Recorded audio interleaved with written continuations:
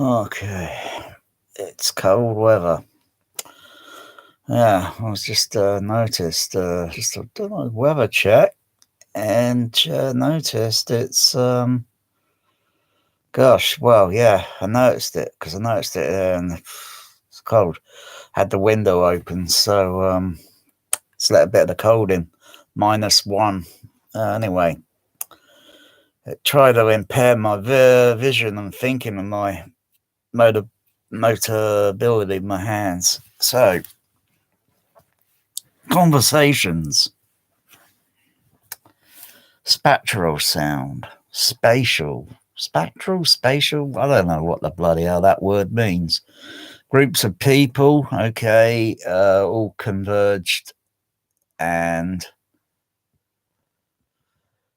well, depending on the point of view, what angle you're listening it from. I used a thumbnail. I found a picture, you know, probably randomly taken from above, and someone just put the word in spectral sound, spatial, whatever. And if you was, or if I was standing above, say on a balcony or something, and there's at least, oh gosh, two, four, six,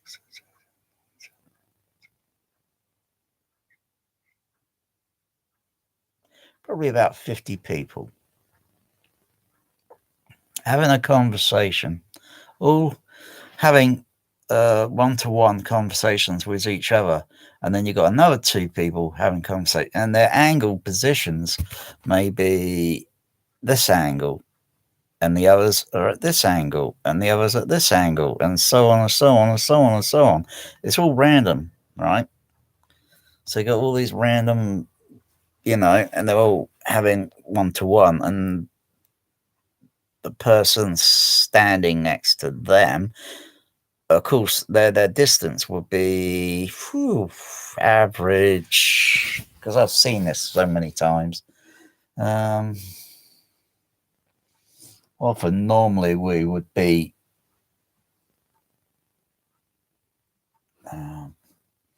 just about 3 feet apart, about 3 feet for argument's sake. Okay, so if you got a group of people, 50 or so, and they're all having conversation, they're all talking about individual independence of subjects, whatever. To anyone listening from above, looking down on them, it would all sound muddled up, unless you have, of course, let's have your special devices to where you could aim something to specific location. You could zero in on a specific group of voices talking, have another thing to filter out those voices. I'm trying to think of this flipping, because those things exist. Those things are around, unless you're into covert spy operations, etc. And you want to do some sort of like spying sort of thing. You could. There are things that are available that have been, were developed at some point during, maybe by CIA, the Kremlin, the KGB, or such. Maybe maybe other agencies. Where they got these budgets, but they're not too bright themselves. They know there's a theory to having something that you could focus, just as you have a telescope and you focus in on a star, a planet, a galaxy, as such. In the neighboring sky. There's a lot of degrees out there, and so you focus on something that you can understand the conversations and such to a degree, because you will get a little crosstalk. It won't be 100% perfect, but you'll be able to get in to a point where you can pick out specific certain amount of voices.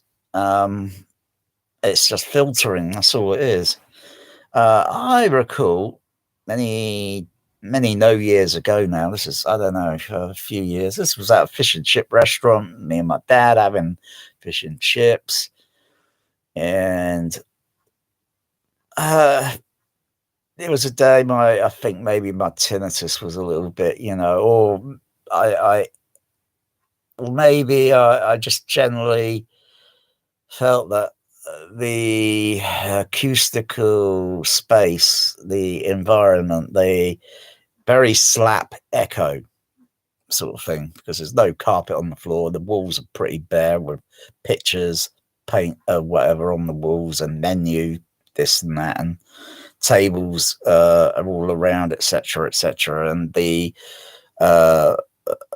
fryer over one end of the fish and chip restaurant, and all the chips being fried, and all the and all that sound, and the extractor, etc., etc., for the heat in the kitchen. Oh gosh, yeah, I just put my earplugs in basically, and I noticed that, and it's not the first time I've noticed this. I noticed that two people or at a table, maybe about what distance? So I think we were near a wall on our table, and there was another table over the other side slightly. There was a wall one side over there, so we're near the wall, and it's a very shallow wall going up this way. It's only a little bit, and then it goes around, and you can see all the other tables. And the wall ended back here, so to speak, because there was only a few more tables. But over that way sort of direction, maybe about, as if almost say where my clock is over there, my clock up on the wall. Maybe a couple of more feet, away. And yet there are two ladies. I think it were two ladies. I'm just about. I think I could just about recall, and I could just about pick out their conversation, because my earplugs were filtering out other sound frequencies, and I could just barely pick out some of their conversation. And I was just saying to my dad, I could hear those two ladies over there having a conversation. Another thing was many no years ago, was at a nightclub. I never cared to go to these things. I noticed that sat down one side, and it was a very small dance floor area nightclub, and it was very loud with the music, boom boom boom boom boom, and it's that sort of sound on the bass, the mid, and the high range. Yeah, right. So, but I didn't have any earplugs. I had to improvise. So I used a bit of tissue paper, wet the tissue paper, make it wet, such, roll it into and then pop it, and use it as like an earplug. It did filter and knock down some of that, which was bloody loud, and that's not very good for you. And there was two people across the floor, a guy and a girl, and they were having a conversation, and I could just about hear their conversation because the filters. If you use earplugs or such like that, you can filter out certain frequencies because you get things that are frequency masking. It's easy to do it on a, on say like if you got a misbalance in a movie or something, or you want to hear all the sounds, and all the sounds they all play because they're all mixed, and if you got your system perfectly well, there's no such thing as perfect.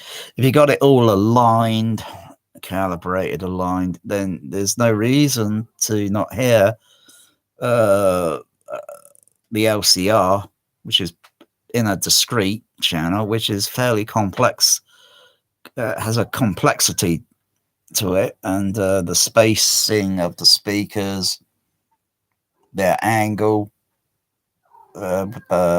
particularly with the HF horn.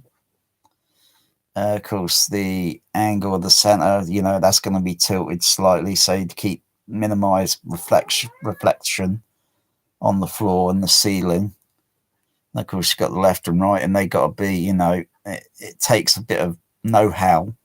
And once you got all that, you hear all the sounds evenly playing, just as if you were to put headphones on and then monitor the same thing, and you think, yeah, I can hear it clear there as well. Get down, cheeky kitty cat.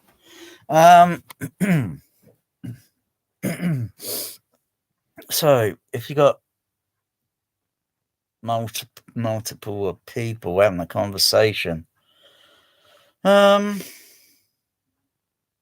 you can move in down, and just walk in between them all, and it'll be a cacophony of overlapping voices in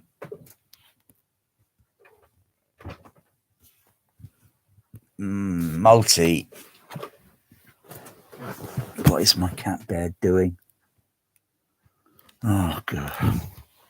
Because I'm having a conversation now, I'm doing this lecture sort of thing. My cat bear's gone on the. He's gone bonkers. He's been activated. You would hear all the voices individually, independently, all around, but you also get so much overlapping because one ear is going to hear sound direct from that position there. You hear the other voice over that, plus the sum of the voice that you hear there is going to be, depending on the room that it's in, you're going to get a bit of reflexivity. So it's going to overlap this way, and then vice versa, and then someone behind you talking, and it's going to overlap this way and go on to both ears. Someone in front of you that are turned around, and you're looking behind them, and their voice not totally focused, because our voice is kind of directional. It's easy to do it on a microphone and just go like shh, and just turn around, right, in a circle, and watch the RTA, and then you'll see that the and goes up and it goes down, up and it goes down. But the person that they're facing, their voice is going to be coming your direction. Bear. My cat Bear's gone totally bonkers. Bear, stop it. What is got in with you? What's got in with you, Bear? What do you mean? What do you mean? What's got into you? What's got into you, Bear? You want to come up here? Here, look. Can you see your reflection on the? Can you see yourself there on the video? Here, look.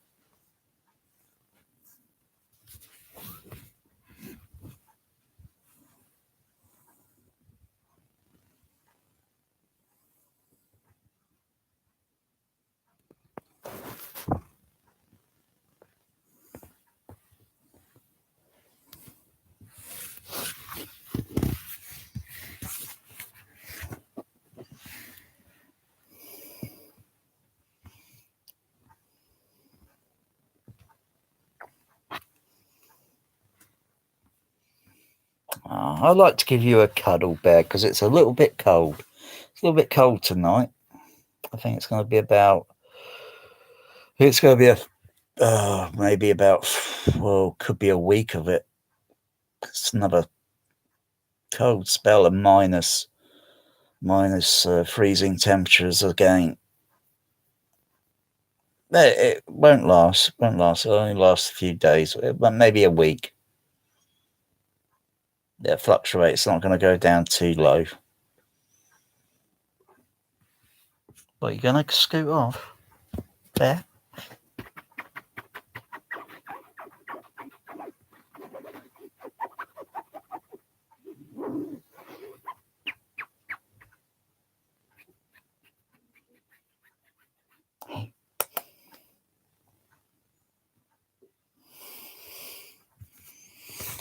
Yeah. Yeah, he's independent, so he's made his minds up. Yeah, get the idea. If you were to get loads of recordings, say, record your own voice, have a dialogue, have something written out, and just be interested in doing it with your own voice. So you make recordings,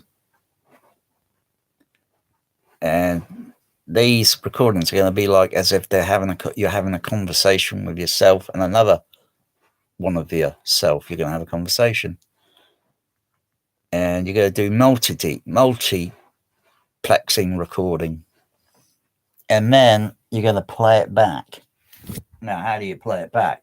I mean, most people don't have a multi recording capability.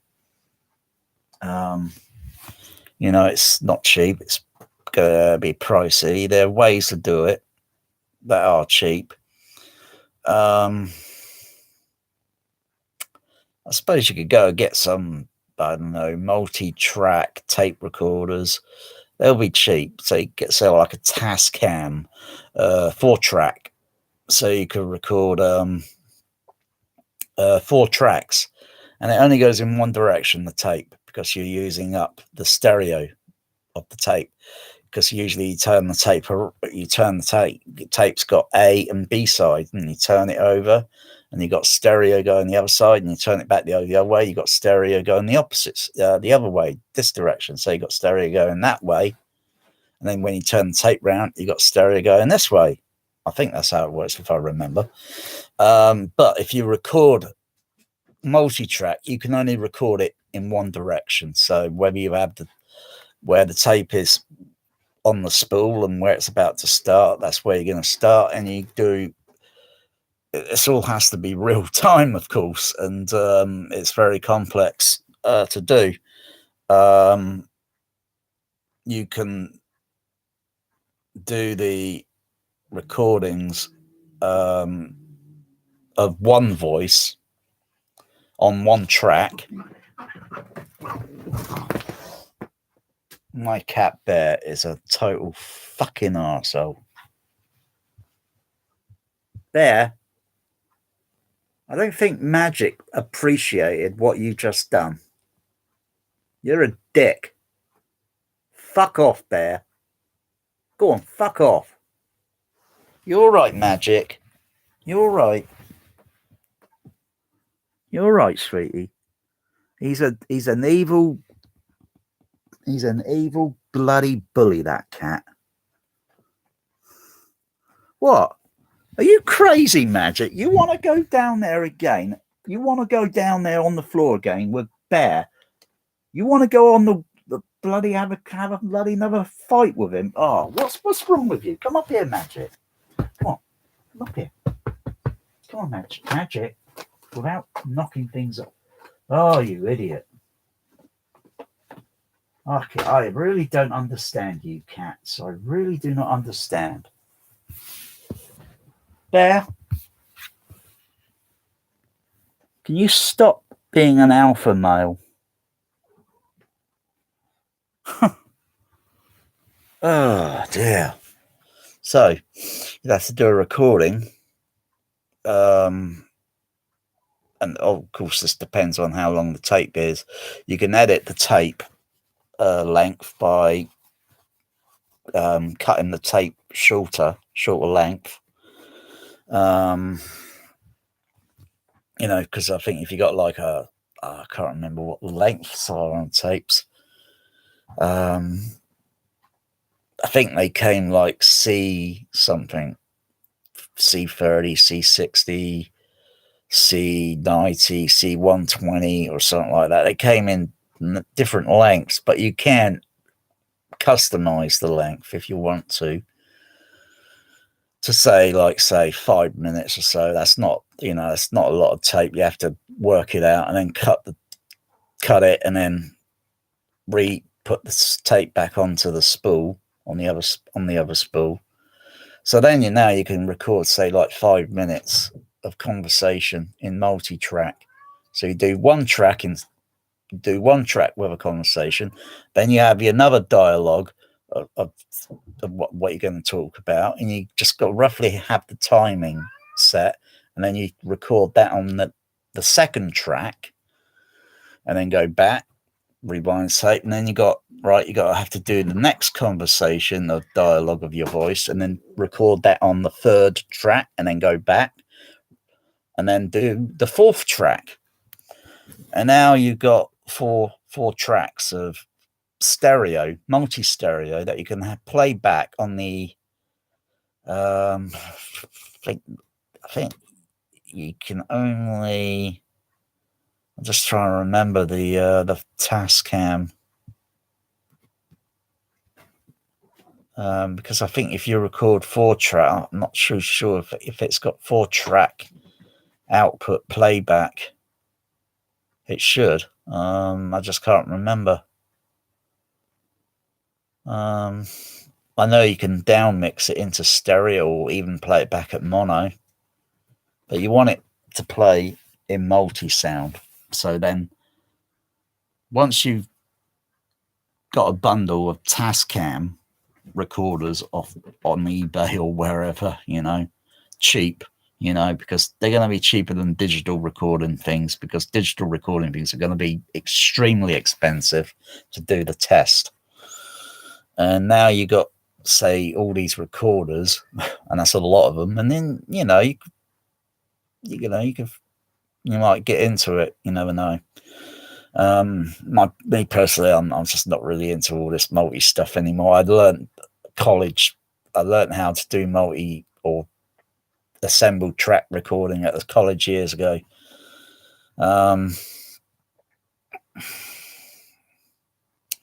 You're going to need a playback system now to play all these multi-track sound back in a room on small speakers, and they all got to be all the same speaker. They got to be small in size and placed spread apart as if they are a person, and you could put a little picture or a little cardboard cutout or something stuck on that speaker as if it's two people, but it would be your own voice, all right? Unless you can get someone else to participate in the experiment, and then you have a male and a female voice, and you have all individual conversation, chit chatter, okay? And then once you got all that done and the speakers all placed, of course, you have to have stereo amplifiers, of course, inexpensive, very cheap. That's a lot of them still, so you need about 50, because you've got to have to make it like it is a lot of people in a group having a conversation.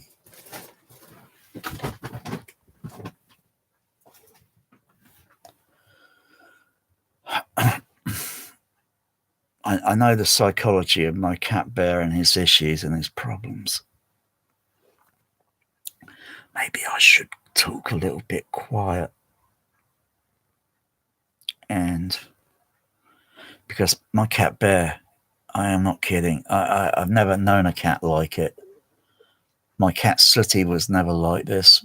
Magic is not like this. Bear, you do get some oddball cats, And I always thought it's amusing to watch other people have these cats from, I don't know, you call it a cat from hell, or just a cat that's extremely mischief.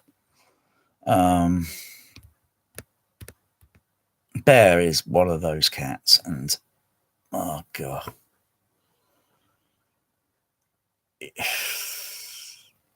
it's like I've got to put him in a separate room. It's all open, and that my cats are all pretty much to they don't have their own space much of the time. And Bear is he's one of these alpha males, and he's an extreme big bully for a snowshoe cat that was very small when I got him. He was I can't remember, I think 6 month or 4 or 6 month old. I think 4 month old. When I got Magic, he was only 6 months, and my Sooty was a few years. Because I had my Sooty a few years before I got Magic, and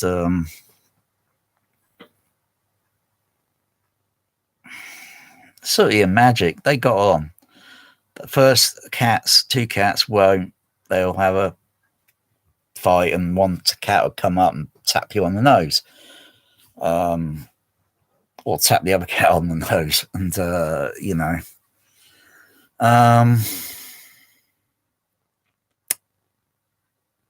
yeah, it's every time I have a conversation, do these, I'm thinking, is it that I'm just generally talking?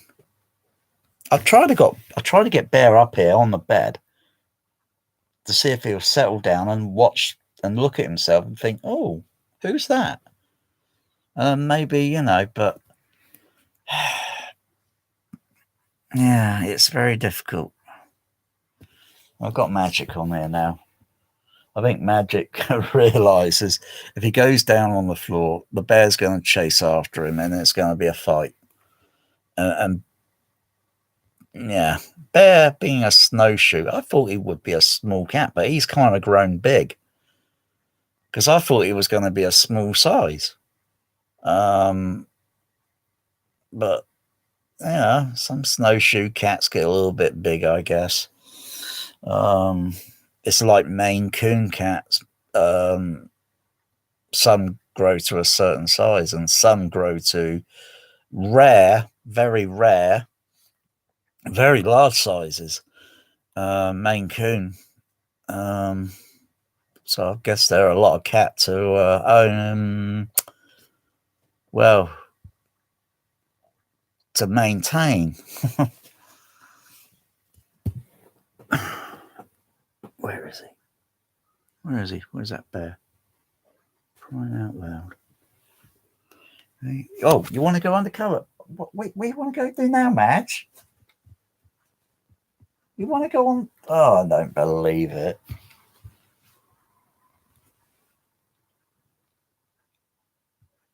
That bear's going to come after you, and you're going to be jumping back up on the bed going, wow, wow, wow, wow. You're going to be growling and hissing.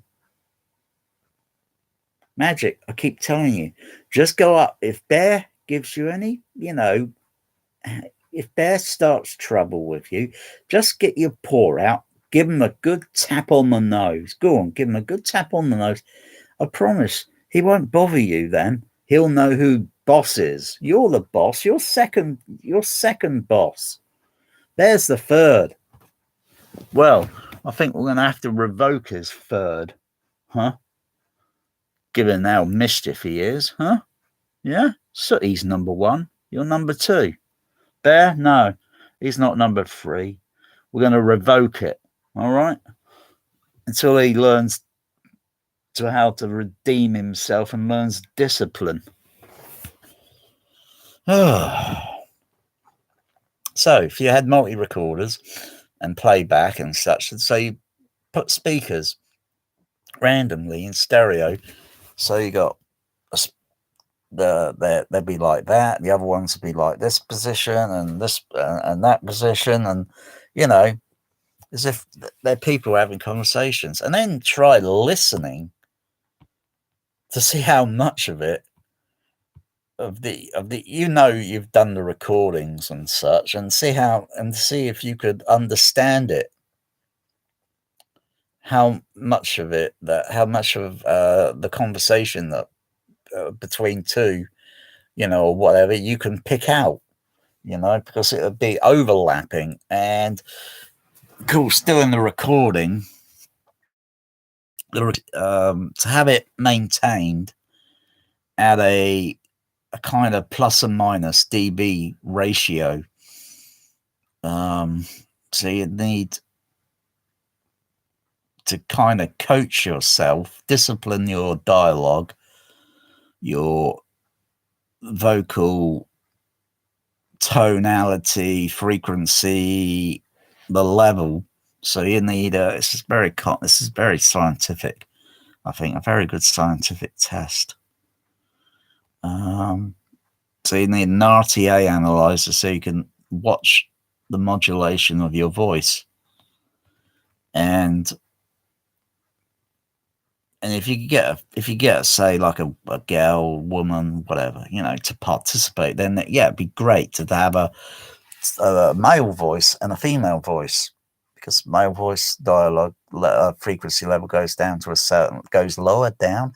Female low voice is a little bit higher up, and the pitch on female on certain words, the voice, that they're kind of like this, moving like that sort of thing. And female, someone thinks they could probably articulate or modulate the sound of their voice and so forth. But if you do it sort of like normal, not to sort of be,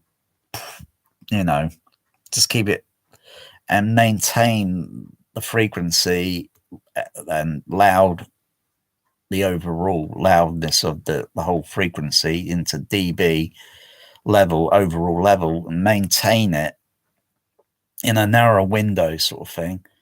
And then once you got that done and it's all on tape and it's all playing back, you just go around listening, because it'll be playing back at, say, oh gosh, how many dB? Maybe 60, 65 dB. That's loud enough. And then just go around. And of course, some of it's going to modulate a little bit, So you got to try to keep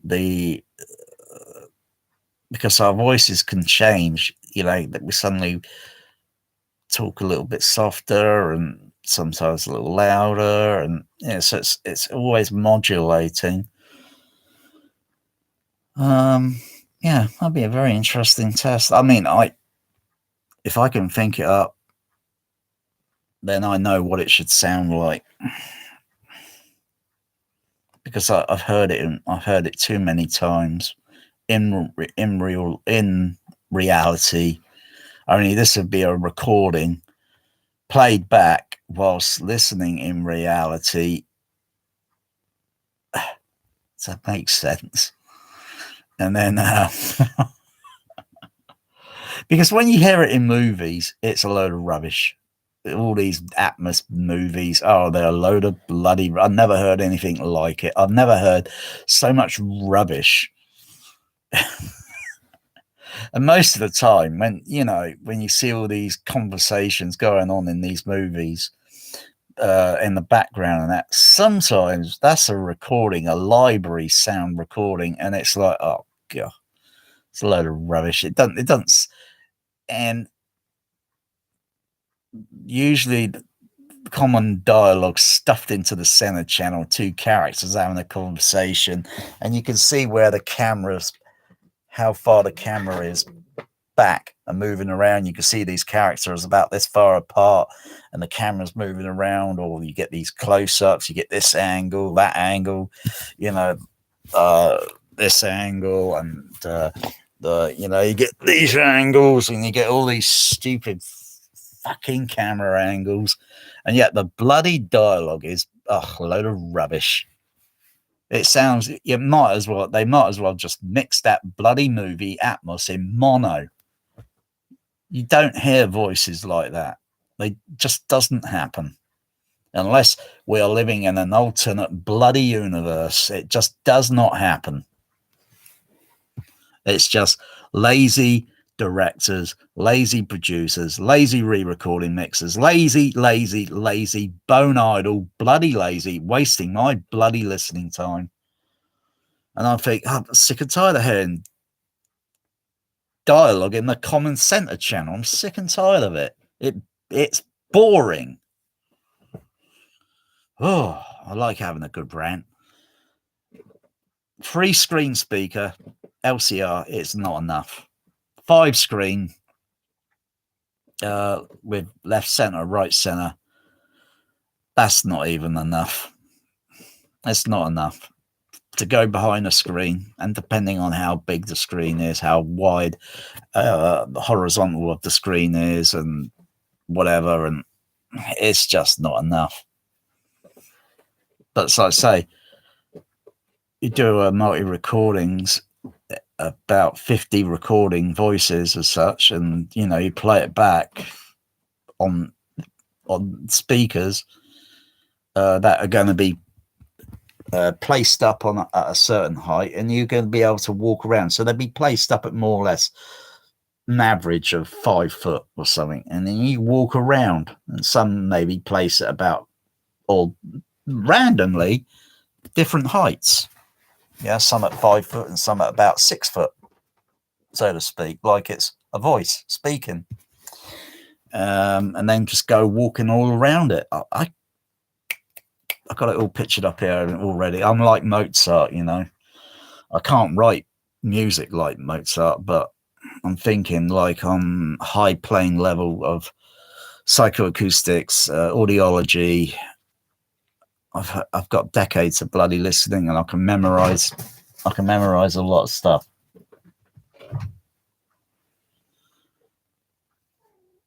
I think I should be a little bit quiet because Bear is going crazy. He's bonkers. Bear's been activated. Oh, he's behind. He's over there.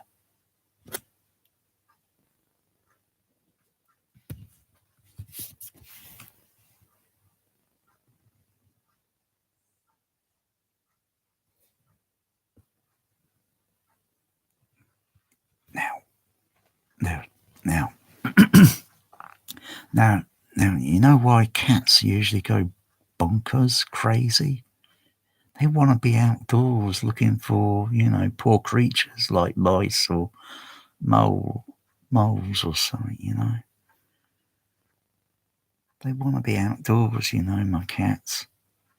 But I don't want them bringing back little gifts and shit. I don't want that. I don't want to see that. I don't like that sort of thing. That's where they'd be rather than right now outdoors. Because it's like they know it's a certain time, and they're feeling like predatorial. They're predatorial. They say they're 10% domesticated. Cats are predators. Predator. They're hunters.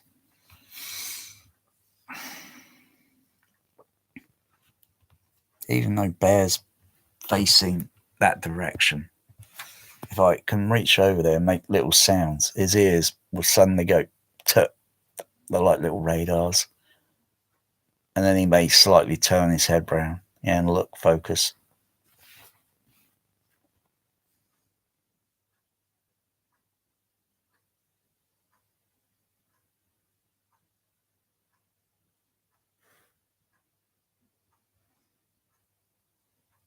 Big Bear's kind of making a kind of strange purring, breathing sound, that sort of thing.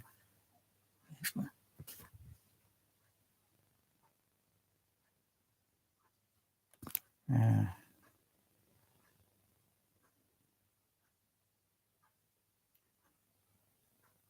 Anyway, so you got the idea of how to do this now. Me personally, I'm not really into doing this because it was just too easy for me to do. I'd rather nominate someone else to go out and try do this and then do a video. There have been videos more or less like it before. But that was done with musical instruments, if I could recall, where you have individual musical instruments playing on loudspeakers. Okay. Of course, those musical instruments playing on loudspeakers are not going to sound like the actual musical instrument now, are they? It's just a recording, a representation of that instrument, but it's not, it can't be the actual instrument because that's impossible. A violin is a violin. It's a certain size, a certain scale. It makes a certain specific sound, and it could be also heard three-dimensionally if you think about it. Not just, you don't hear that instrument two-dimensional, you hear it three-dimensional. You got to think about that. Nearly every musical instrument makes a three-dimensional sound, even though it's playing solo, mono. But if you was observing it, if I was observing it, I'd be moving around it and all that. Therefore, I can hear it in three dimension because I'm moving around in three-dimensional space. Does that make sense? It should. It should make sense. You know, all these audio files and all that, bloody hell. They're so into all this. Why don't they just go out and buy a bloody musical instrument, learn how to bloody play it, for crying out loud, and then shut the bloody hell up about all this bloody, this luxury music on bloody big luxury bloody loudspeakers? That's not luxury. It's just trying to put people that are not well off and put them down. I couldn't care less about your big ass audiophile speaker. I'll just go out and get some JBL professional cinema speakers and they'll put your bloody audiophile speaker in the dust, you know? And then you'd think, oh gosh, golly, I spent $1 million on these pair of speakers. Yeah, and I'll say, yeah, and bloody hell, it's made out of common MDF.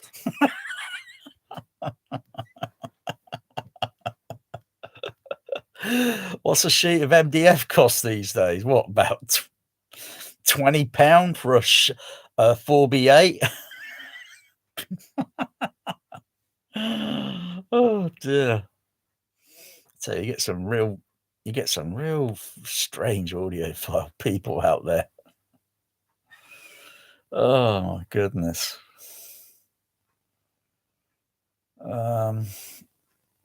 So there you have it. You could do a multi-recording, but when you hear it in movies, it's a load of rubbish. When they do dialogue voices and all that of other people, they should be getting the the groups of people in on the stage as such, because you have all the soundtracks that you usually hear are all fabricated. Very little often that production sound would actually be heard in a movie. Many years ago or such, it will be quite common. Before they used things like automated dialogue replacement and time syncing and all time sync coding and all that, and getting dialogue, having to do it over and over and over until, yeah, that's good. That's going to be usable now. Otherwise, you can imagine a lot of ADR sometimes doesn't get used. They probably erase it, I guess. Or goes into a vault. I don't know.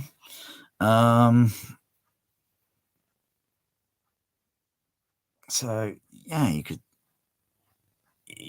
you need more than multi-screen channel, because there's only so much sound you can put into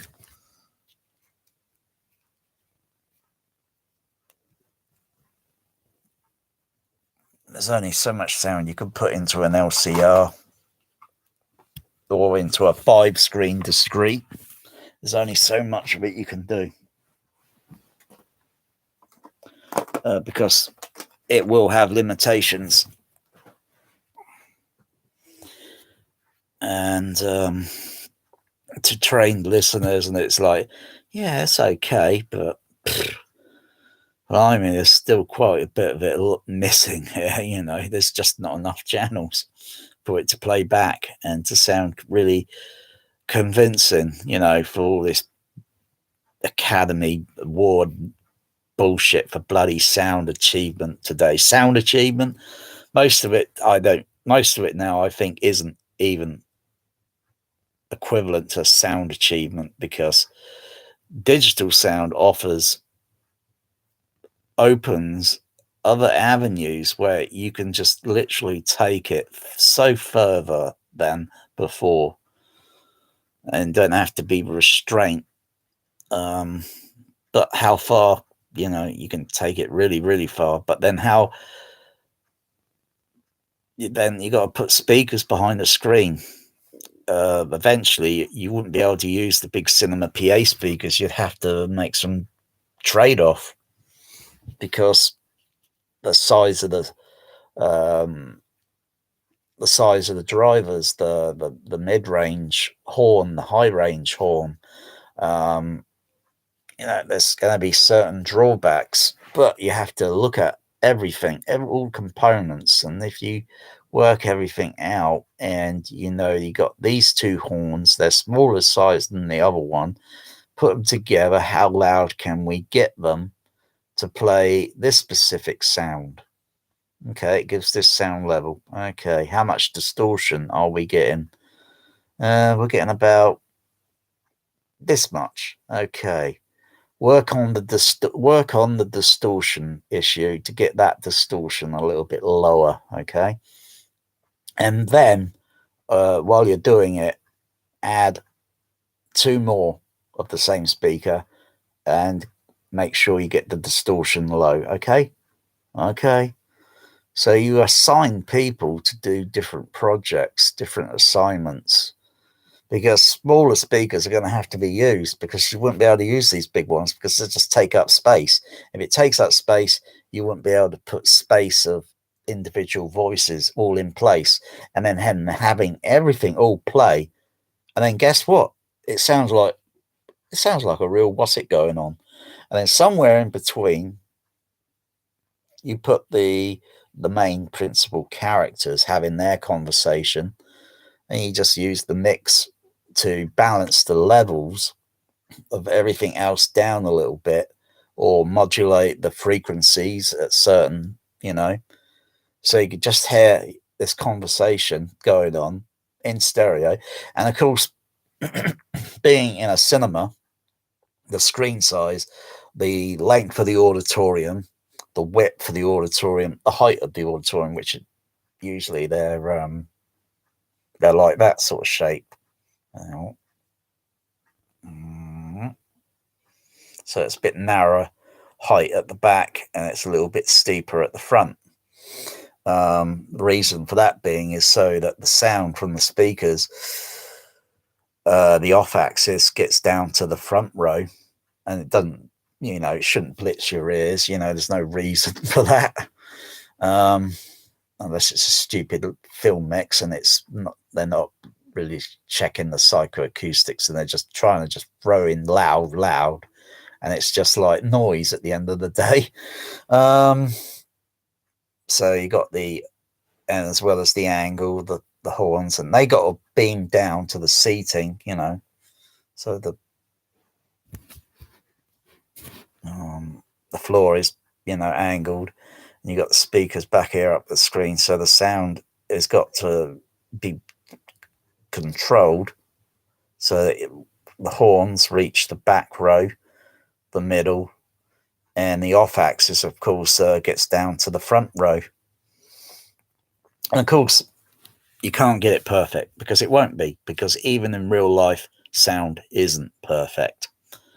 You want to hear a conversation, you've got to get close to it. If you can't get close to it, they say, can you please go over there? We're having a private conversation. That's where the the listening ear comes in. You could, if you're very careful, clever, or such with covert, you could place a kind of, like tap, oh, sorry, and then blah, blah, blah, place a microphone on them without them even knowing, Velcro and such. And, something that's going to be expendable, but it's got to be, have a self-destruct on it. This will self-destruct in 5 seconds, um, or you got someone a little bit closer, but we'll use this and we'll zoom in on the conversation, listen on the what's it? Anyway, so you'll have to have a multi speakers, and you have the conversation going on. I think there's a movie I've got. It's got Gene Hackman in it. I haven't played the movie. I haven't played that movie in many no years. I'm not sure how good the actual. I think it was a remix, because I think originally it would be a mono, but I think it got remixed. 6-channel.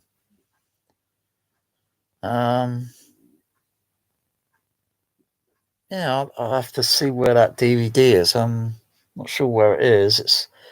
I've got something like 3,500 blimmin' movies. So I'll have to see where that is. Put that movie on again, because I remember the end of the movie, and the character, he had the tables more or less turned on him, whereas he was out to doing all this, someone in his organization, or someone maybe outside of his organization, turned the tables on him and totally bugged him. He knew, but maybe he didn't know that he was really being bugged or whatever. The character became extremely paranoid and started tearing his apartment piece by piece apart to try and find the bug, sweeping it, going over everything, trying to find the transmitter bug or something, yeah.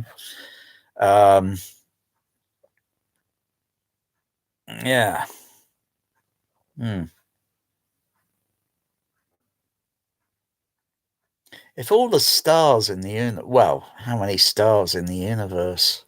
Gosh, stars, galaxies, suns, planets, quasars, nebulas, pulsars. Oh my goodness, if they all had a voice, it would be very difficult to listen to, I would imagine. Yeah. That's another way of looking at sound.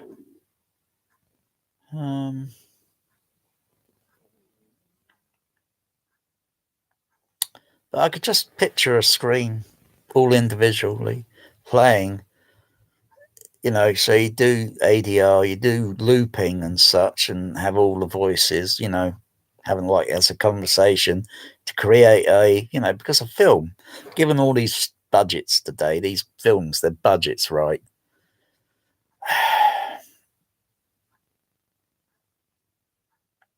I think the budget on a film literally should be divided, literally 50-50%. Because if George Lucas says film is 50% picture and 50% sound, then the budget should be divided, literally. And then 50% of that budget goes on the visual element, 50% goes on the sound. Because the visual element is set design, costume design, CGI, practical effects, performers. That's the visual element. And then the sound element, which has to be fabricated and then mixed and such. Something like that, on that scale that I've just mentioned, would probably take, mixing the movie would probably take a year or more because it would be so complex. And you could many re-recording mixers will probably be slaving over it. Oh dear. And probably thinking, oh gosh, I hope we get nominated for an award. Doesn't mean you're going to win. You might get nominated. You may get nominated, but you may not get nominated. Because if there was a new way to do that as an art, and really, I think it's sad, the sadism of it all. Just to watch these movies, and if a movie story is not good, if it's load of Avatar again and Smurf running around, I don't think too much of the public is interested in, where's the abyss? Hey, where's the abyss? I don't want Avatar part 2, 3, 4, 5, 6, 7, 8, 9, 10, 11, 12, 13, 14, 16, 17, 18, 19, 20. I don't want those Avatar. I'm not interested in Avatar.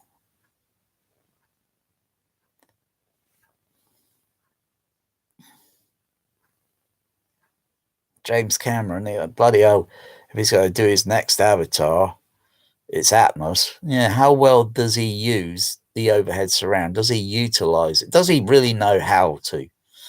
Does a producer really know how to utilize those overhead surrounds? Because they're just basically a stereo pair, a stereo, a stereo overhead pair, and they're spread apart. And but the other problem there being Atmos is rubbish. It's garbage. I've never heard so much fucking garbage trash in 34 fucking years of my fucking I've never fucking heard so much garbage.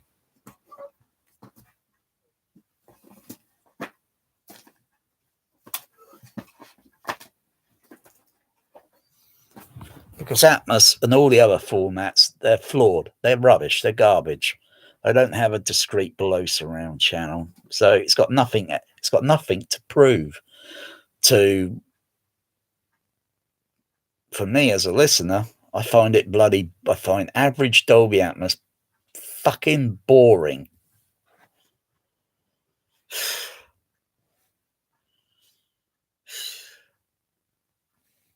You not only just get fucking boring Atmos sometimes, you get some fucking lousy sound continuity. And it doesn't match what you're looking at on screen, or even if it's off screen sound, and I'm looking at what I'm looking at on screen. I'm thinking, that sound I'm hearing overhead, what the fuck is it doing overhead? I know that sound should be somewhere down at this level, not fucking up there. They're just randomly just throwing fucking sound on the overhead. But mostly those sounds are not really randomly on the overhead. They're on the fucking side or the back surrounds, They got no below discrete surround channel to play with. Even though it's easy, you could set that up easy, but there's no actual practical encoder that's worldwide, okay, nationally, worldwide sort of thing, international. So everyone's going to be mixing it in dubbing stages to fucking cinemas to the fucking home with the same fucking thing. No fucking near field mixing. No fucking near field mixing. I'm going to say it one more fucking time. No fucking near field mixing for the home. Keep it, mix it once in theatrical, and then go on to mix a fucking another movie, for fuck's sake. Stop tampering with the fucking thing. Oh. You buy these lossless audio movies. They're not lossless audio. It's bullshit. If you want lossless audio, get a fucking Laserdisc player. Get a fucking movie on fucking Laserdisc that's on fucking Blu-ray, on fucking 4K. It's a fucking near field mix. Listen to the Laserdisc. You're you're gonna be needing cinema fucking speakers because your speakers can't fucking handle it. Now you got the real fucking McCoy. Oh, every fucking soundtrack that goes onto a fucking music, fucking movie, they all use audio compression. They have to. You can't just put a fucking explosion on a fucking soundtrack. It will over fucking load. Just as if I'm yelling my voice and raising it up to a certain point, you would have to put some sort of audio compression on it to soften the dynamics down. And then you got to play it back over a loudspeaker, and you've got to play this over and over and over until you're fucking blue in the fucking face listening to it. But you got to get it perfected to that cinematic sort of stylisticness that most people are fucking say, yeah, we're associated to that sort of thing, to trained fucking listeners like my fucking self. But when you got to listen to a fucking blue fucking 4K, and it's fuck all this Tom Cruise crap fucking Maverick. Oh, please. That's the worst fucking atmosphere. And how the fuck that movie got nominated for a Sound Award? I thought right at the very beginning, when the music started to pan into the heights around, and I use height 1, height 2, height 3. So I've got it. I utilized the whole fucking show, right? And I got a small room. Most people got a fucking large rooms. They've only got like bigger budgets than me, way bigger budget, and they've only got height 1 and 2 on the fucking ceiling. What? Have they been hanging around on fucking AVS forum or reading too much fucking bullshit? I could put more than fucking 6 speakers on the fucking ceiling. I've got 9 on the ceiling. Fucking 9 of them.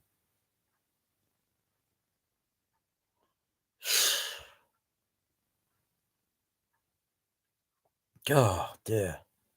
I'm not apologizing for my rant. I like ranting because it gets a fucking message over, especially about the fucking near field mixing.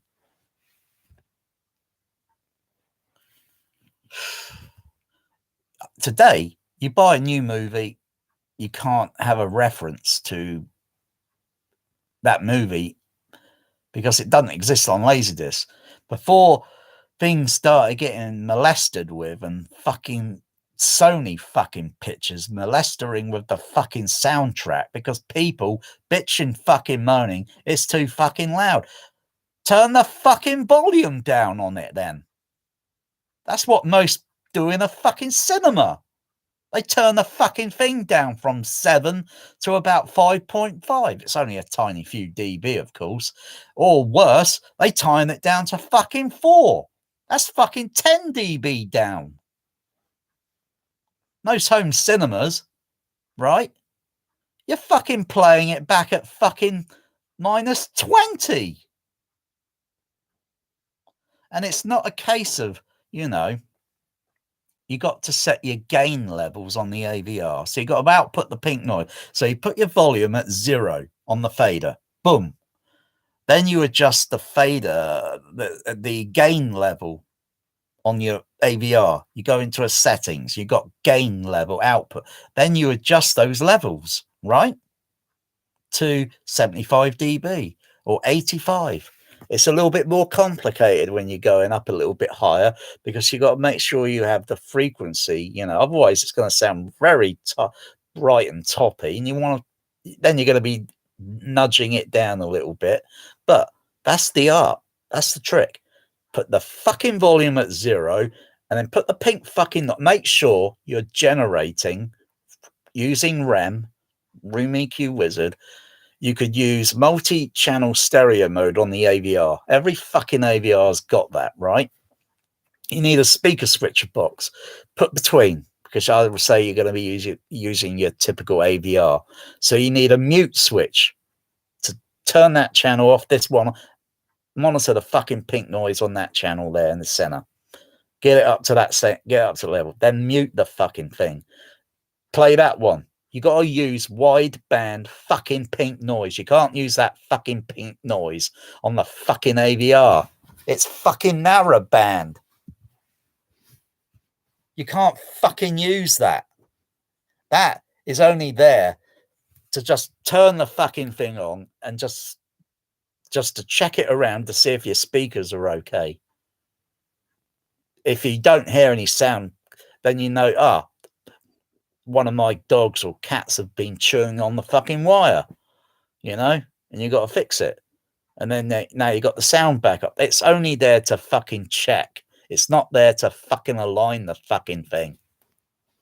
Christ's sake. No wonder half your fucking home theaters, I can't hear the fucking dialogue. If you're going to use a small fucking speaker, I don't have time or the inclination to fucking explain. Use the speakers matched. Left, center, right. The fucking same speaker. They use the same on a fucking dubbing stage. The same in a fucking cinema. If they didn't, everyone's going to be saying, we can't hear the fucking dialogue. But sometimes that comes down to a fucking film mix. If it's some idiot that doesn't know how to fucking mix the fucking thing or tell the mixers, like, I want it a little bit, I could only imagine the eyes rolling on those mixers thinking, fucking hell, this is going to make it fucking awkward because this is going to cause some frequency masking, and the audience are going to be like, oh, dear, fucking hell. Whoa. My cat feeder's feeding my kitties. I wonder who got to the biscuits first. I think Magic might have got to the biscuits first, followed by Bear is pushing in, trying to get the biscuits. Hey, get out of the way. I want the biscuits. No, fuck off. I'm having the biscuits.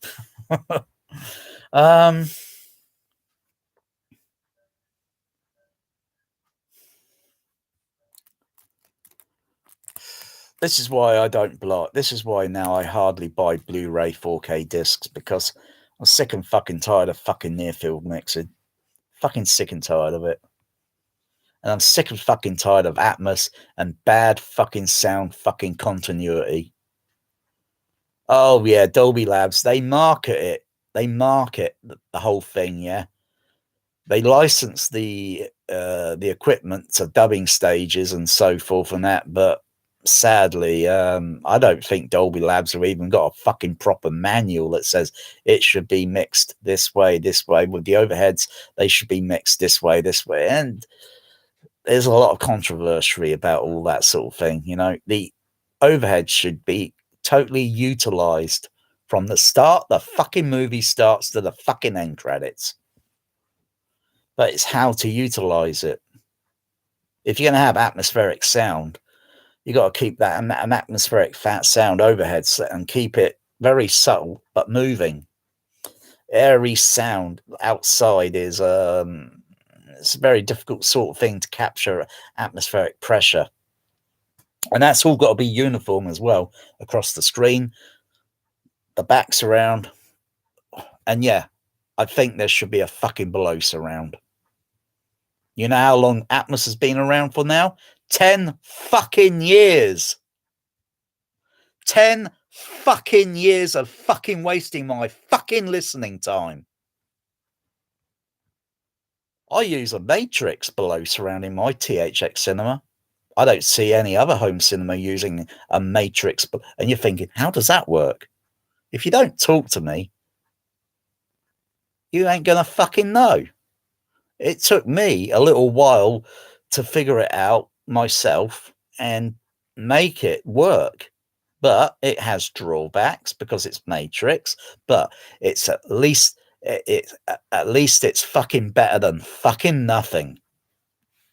You got all these multi-million-dollar home theaters, and I don't think that home cinema's got anything special other than, it's got an overrated Trinov. Oh yeah, great. So you got a 50 K Trinov or whatever, and you're playing back a fucking near field mix on it. Lossless audio. If it were the same fucking movie on Laserdisc or even VHS fucking tape, even though VHS tape does use a bit of audio compression because of the dynamic range, it don't want to overload or something. But Laserdisc, blows it out the fucking water. Like the movie I was playing the other day, Narrow Margin, Dolby Stereo, Narrow Margin, 1990.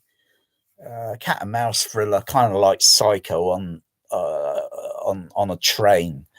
Really tense thriller and all that, and it's kind of predictable if if the audience is clever and starts thinking, I don't think this other woman here is what she says she is. I think she's one of them, because these people are going to whatever measures to bump off one other lady. I don't know why they didn't try and derail the fucking train. It would have been a lot easier. But then, end credits. You got to keep it going. You got to try and drag it out until, all the bad guys are all being bumped off, and they were dropping like fucking flies. But the fucking dynamic range on it, on 424 Dolby Stereo and THX sound system, wow, it had bass punch. It would probably put Top Gun Maverick to shame. And then someone might say to me, "What was that in Dolby Digital or Atmos?" I'll say, "No, that was in Dolby Stereo 424 Matrix." They're probably going to go back to their home cinema feeling utterly depressed, thinking, how did he manage to get it at that level? I can't barely get it at my level at my home cinema. But you also got to remember, putting sound like into a small room and such, you got to make sure that the loudness of it fits the size of the room. I was overdoing it a little bit the other night because things started rattling on my ceiling, and that was a simple thing that I fixed in just a couple of seconds, really. Because my speaker grills on my overhead surrounds, the JBLs, 8330A, they have screw holes that go behind the speaker, and they're very long screws, and they thread into the speaker grill. So the speaker grill pushes on the front, and then you tighten them up from the back. I think that's a pretty fucking retarded fucking design, if you ask me, by JBL. I think they should have put the fucking things on the fucking front like they did with the JBL 8330 Mark 1, Mark 2s. So you thread the screw in from the front, and then the grill was attached. But it wasn't a big deal. I solved it. Because they're only fitted on with Velcro, but they were a little bit loose. And if it's just a tiny bit loose, and you got bass pressurizing the room, it's going to move against it, and it's going to make it rattle. And all I did was use a little bit of blue tack. Problem solved. A little bit of blue tack. Amazing. But yeah, the fucking dynamic range on that film. I wouldn't even upgrade that movie for a high definition. I wouldn't even bother upgrading it, because I know it's going to be molested. They're going to molest it with the fucking dynamic range and turn it into a fucking near field. You can't even trust going to the cinema today with old movies, because they try to show old movies just to get the public back in. Yeah. Here, come over here. We got Star Trek 2 playing. Oh, over here, we got The Thing playing. Oh, and here, guess what? We got Star Wars playing, A New Hope. But everyone's going to know that that's not Star Wars. That's fucking 97 fucking CG fucking fucked up fucking edition. No, thank you. Not interested. And it's also going to be a near field mix. Oh dear. Oh dear. This near field has got to stop. The architect mostly to it is this Brian Vissier guy at Sony Pictures. He has turned this whole fucking thing into a fucking mess. Now, if you go try and approach this guy on the internet about near field mixing and stop doing it and all that, chances are he's not going to reply because he has got too much fucking heat. You go and talk about this subject matter with other sound mixers in the film industry, very few of them will be honest. Very few of them. The rest are not going to be honest. They're going to bullshit you and give you the biggest bullshit excuse imaginable, because they know it's bullshit. It's not necessary to do it. They're just using it so they can milk the fucking product over and fucking over again. If you transfer a movie, picture and sound 1-to-1 ratio, boom, there will be no need to release. There would be no fucking need to release that fucking movie again for at least 20 to fucking 50 fucking years, or at least until the fucking format itself is phased out. While the format is still active, there is no fucking need to release that fucking movie again. And that is the fucking truth. They're just using it as a fucking cash cow. When the fucking all these rich people and think they haven't got enough money to put in their fucking car for their fucking petrol, they have to fucking do all this shit again all over, just so they can get a little bit percentage and then go around snobbing fucking Hollywood with their fucking snobby fucking tough fucking friends. It pisses me off. They don't give a fuck about the movie anymore. The movie played theatrical. It's made its money. It didn't make its money. It's finished. It's fucking over. They don't give a fuck about home fucking release. If you read all this shit on Blu-ray.com, oh, new movie coming out, restoration, don't believe that for a fucking word. It isn't a fucking restoration. If it were a fucking restoration, where's the fucking proof? Where's the fucking video to show the fucking movie going through a restoration process? The only few movies you're going to find on that process, documentaries like Lawrence of Arabia, My Fair Lady, I think My Fair Lady, I'm not too sure, maybe, Vertigo. Those are some classics where this restorator, Robert A. Harris, with his colleague many years ago, I think called Bobcats or something, and they were doing all this restoration stuff. And those sort of things back then were unheard of. David Lean got really involved with it when he heard about it, and then it really got into a project to put in Lawrence of Arabia. It may be, I think it's a little bit overrated, but I think it's overrated now because that fucking thing's been fucking milked on fucking Blue and 4K over and fucking over. And guess what? It's a fucking Fiat. It's not a Fiat. It's a fucking near field mix. It's been remixed in fucking Atmos. It's a fucking near field. Oh, it's better on Laserdisc because you get Q dots because they're using a print version. Depending on which versions, sometimes it's into positive because Q dots are not necessarily necessary. A Q dot is only there if you're running A and B projector or A, B, C, D.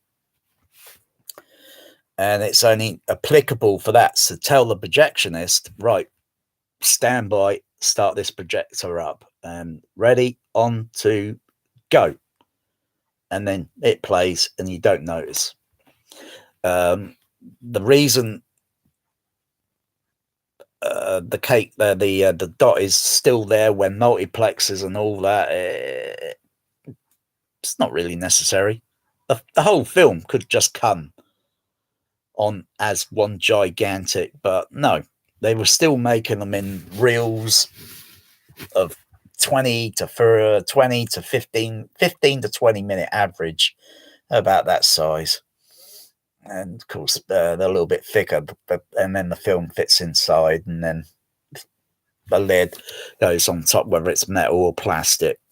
They got a number and label on it, says this and that, blah blah blah blah blah.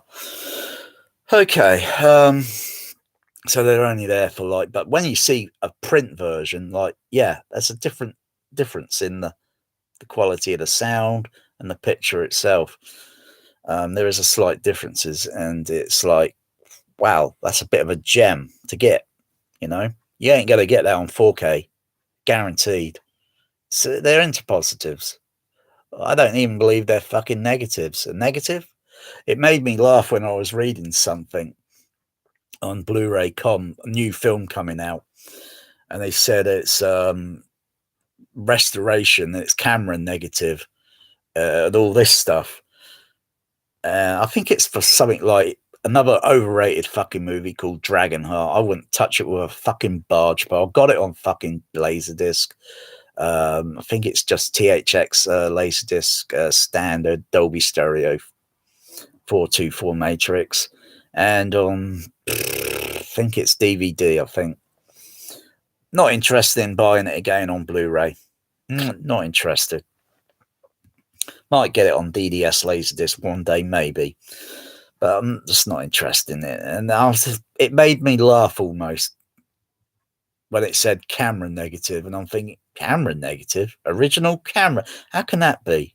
The original camera negative would be the actual film, like, you know, before all the CGI and shit, you know, and they put things like that, shit like that up on the, like, you're supposed to fucking believe that?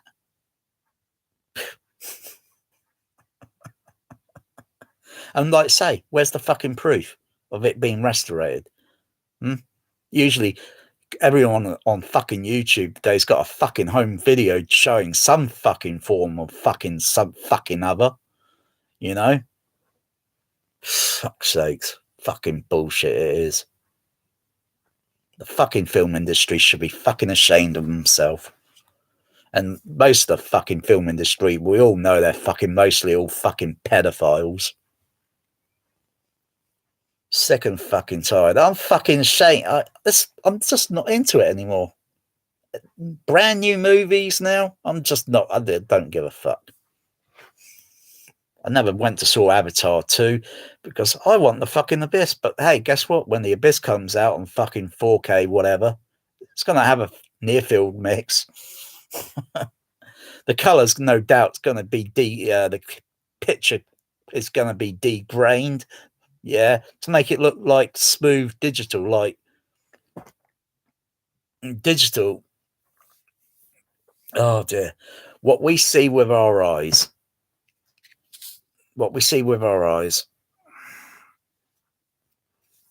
at the end of the day, what makes an image? What makes a fucking image? Two things. Two fucking. You got one fucking thing, and then you got a second fucking thing. I like fucking. Light and fucking shadow. With no fucking light, you can't fucking see fuck all. All you see on the screen with a black screen here is a load of noise moving around because, you know, depending on what sort of noise filters or such are in the video algorithm, whatever, to filter out, so you get smooth fucking blacks, if you know what I mean. And then when, hey, guess what? You turn the fucking light fucking back on, you got an image. Does that make fucking sense to any fucking one? All this fucking blue fucking K and all this fucking black fucking paint on fucking projection screens. Oh, what a load of fucking bollocks. You're going to paint a fucking wall and project an image on it? It'd be like watching a fucking dying fucking xenon lamp. Half the fucking light levels knocked down.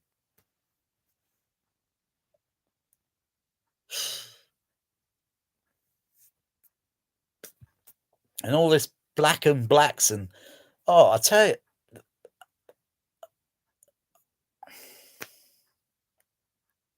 I've done fucking projection. I started projectionist 1989. I finished 1998. I started with UCI Cinema. I was with them for about a year or so. Then a little in between. And then lastly, I worked for the big major company, Warner Brothers. I was with them for a while. And then fucked off. I had a fucking enough of it. I didn't even like the fucking technician at the fucking cinema. I didn't like the way he was fucking screwing me up, looking at me all the fucking time, because the guy looked fucking homosexual. And just because I had my hair cut short at the time, because I asked someone to cut my hair, she went bonkers and fucking shaved my fucking, and pissed me off, that did. And then I got some fucking guy in projection, technical manager, screwing me up all the fucking time. I tell you, this fucking pedophilia shit is no fucking myth. If I had any doubt, I'd have thought, yeah, the guy's a bit homosexual. And if he tried anything like getting too near to me, trying any crafty shit, he would have been in fucking hospital. I'll be in deep shit and he'll be in the fucking hospital. And I thought, no, I've had a fucking enough of this. I'm out. I don't want any fucking part of this shit. Thank goodness I wasn't groomed. Ugh. But I tell you, they really groom you for fucking near field mixing. Yeah. I'm surprised how many people are gullible to even buy the fucking stupid format. I could see them all over fucking YouTube. Oh, this 4K. Oh, I'm being out Blu-ray hunting. I've been Blu-ray hunting today, and I've got these discs. Oh, big movies. Oh, these are wow. Fucking load of bullshit. Most of them wouldn't even know what a fucking near-field mix would sound like if it fucking fell on top of them. They sold their fucking Laserdisc, their VHS. You know why? Because they think it's embarrassing to have. They think it's an embarrassing format. Oh. No more fucking embarrassing than fucking near-field mix. And you got, oh, look at all the big bass I got coming out my home theatre on my Trinov. Oh, yeah, right. It's a fucking near-field mix as well. I'm pretty familiar with that movie, you know. But this other movie you got, no, I'm not familiar with it. But I know it's not a modern day movie. But I know that mix on there is a near-field. They tampered with it. They watered it down, you know. They turned it from Coca-Cola to Diet Coca-Cola. And yet you buy those drinks, they're all mass produced. I wonder if they taste the same.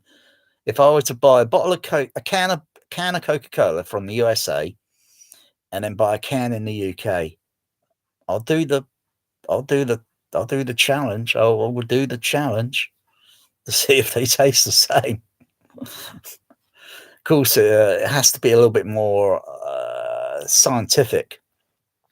So I'd have to find out who could I go to that's got a laboratory where they do the tests, and then with the test, then they can say how much percentage, yeah, and that will be one part of the proof, and the other is the actual tasting of it. It's like I can taste the difference in a fucking near-field.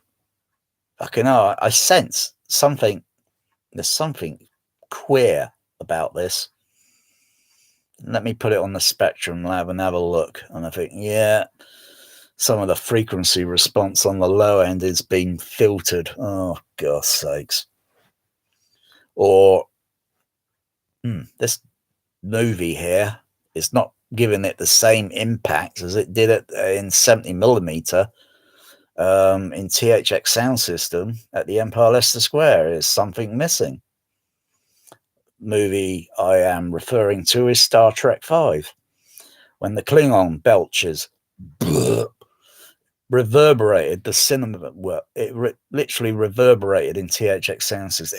In a regular cinema, Dolby Cinema substandard sound, that is the substandard. You don't get much impact. You get something that's kind of good, but THX, they take it further because, like Tom Holman said, Dolby Labs make this, blah blah blah blah, and it's just a pack of electronics. That's okay, but we want to take it further. And by going that further distance, and I'm thinking, wow, is that what I've been missing on the soundtrack? That's what I thought when I went to the Empire Leicester Square, because it was like near field mixes with the other cinemas. There's not much I can feel, That's based on the speakers they got, and the cinema I was going to would be in the local ABC, where Sensurround played 70mm 6-track Sensurround, and that put out huge bass impact. Most people wouldn't even have a clue what I'm talking about because you haven't experienced it. You missed the boat.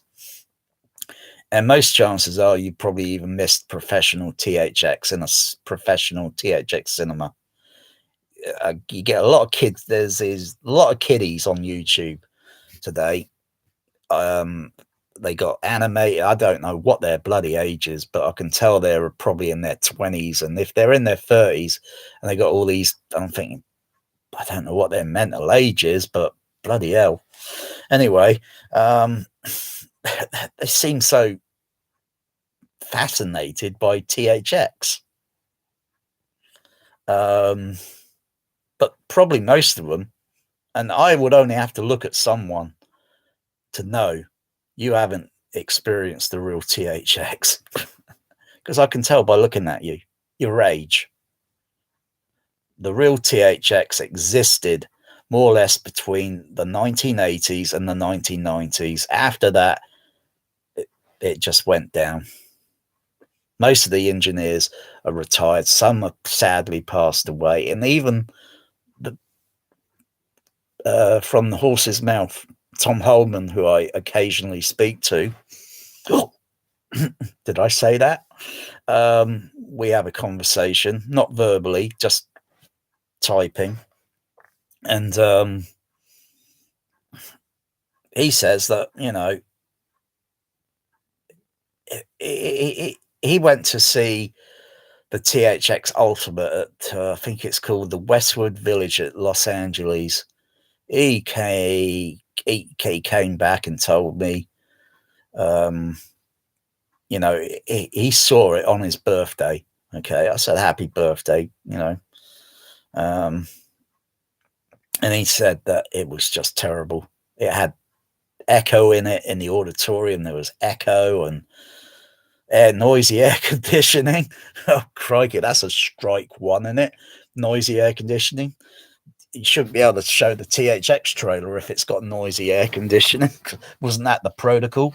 Wasn't that the policy, the standard to sort of like get these things minimized? And if air conditioning starts going on the fritz again and being noisy weeks and months on end, and we come in and it's like noisy. How long has this been going on for? Couple of months. Ugh. Well, you got to get it fixed. So you're off the THX list. And you can't show the trailer. You can't put the poster out in the lobby. That, in a way, is like, I don't know, with THX, because it is controversial. Anyway, and also he said the movie was rubbish, and that movie was one of those Jurassic dinosaur movie crap. I stopped at Jurassic Park 3, I think it was. I did get Jurassic World, the first one, but I thought, this is such garbage bloody sound mix I'm listening to. I took it back and got my money back within less than 12 hours. I took it back, got my money back, and I brought cat food because I thought, yeah, my cats would probably like some cat food. I got cat food. And I think it's probably maybe a year or maybe about the same year when I kind of had my meltdown because I got so fucking fed up with all these fucking near field mixes, crap fucking mediocre fucking film mixes that are absolutely shite.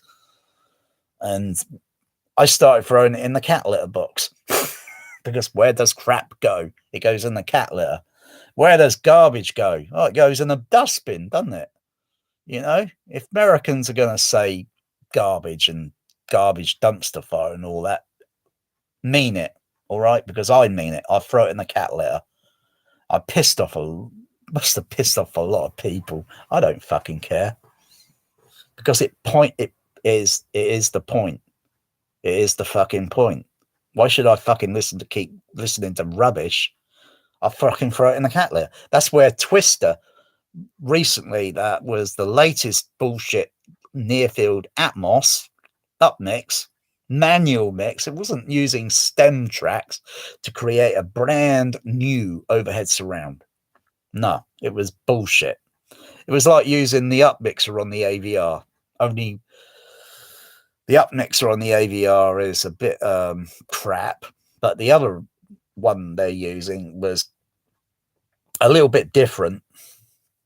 I think it only utilized height 1 and height number 3. So height 1 is at the front, height 2 is in the middle, and height 3 is at the back. So I only used height 1 and height 3. I thought it was utilizing height number 3, but it wasn't because it's a phantom image I was getting this way coming down. Yeah, if that makes sense. Yeah. So, but it was fake because I turned off all the other channels and then I just then monitored and listened, and then I started noticing, oh yeah, I could see the truck moving around on screen there where that guy's driving that red truck, and I can hear a little bit of it very faintly in the overhead because they're trying to disguise it as best as they can, but it's a cheap fucking fake. Do not fucking waste your money. Well, don't touch it, period. And don't even bother touching fucking Dragonheart because that's going to be an Atmos bullshit upmix. It's going to be fake. And I think they got Daylight as well. That's another one. Don't touch them. Don't touch them with a barge pole. If you want Daylight rocking, I'd suggest getting it on DDS THX Laserdisc. I haven't played that in a while, but freaking heck.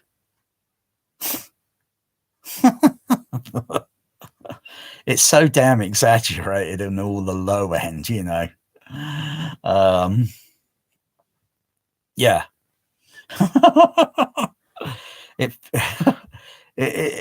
Daylight is like kind of like Earthquake on Sensor Round steroid on THX steroids. Oh, crikey.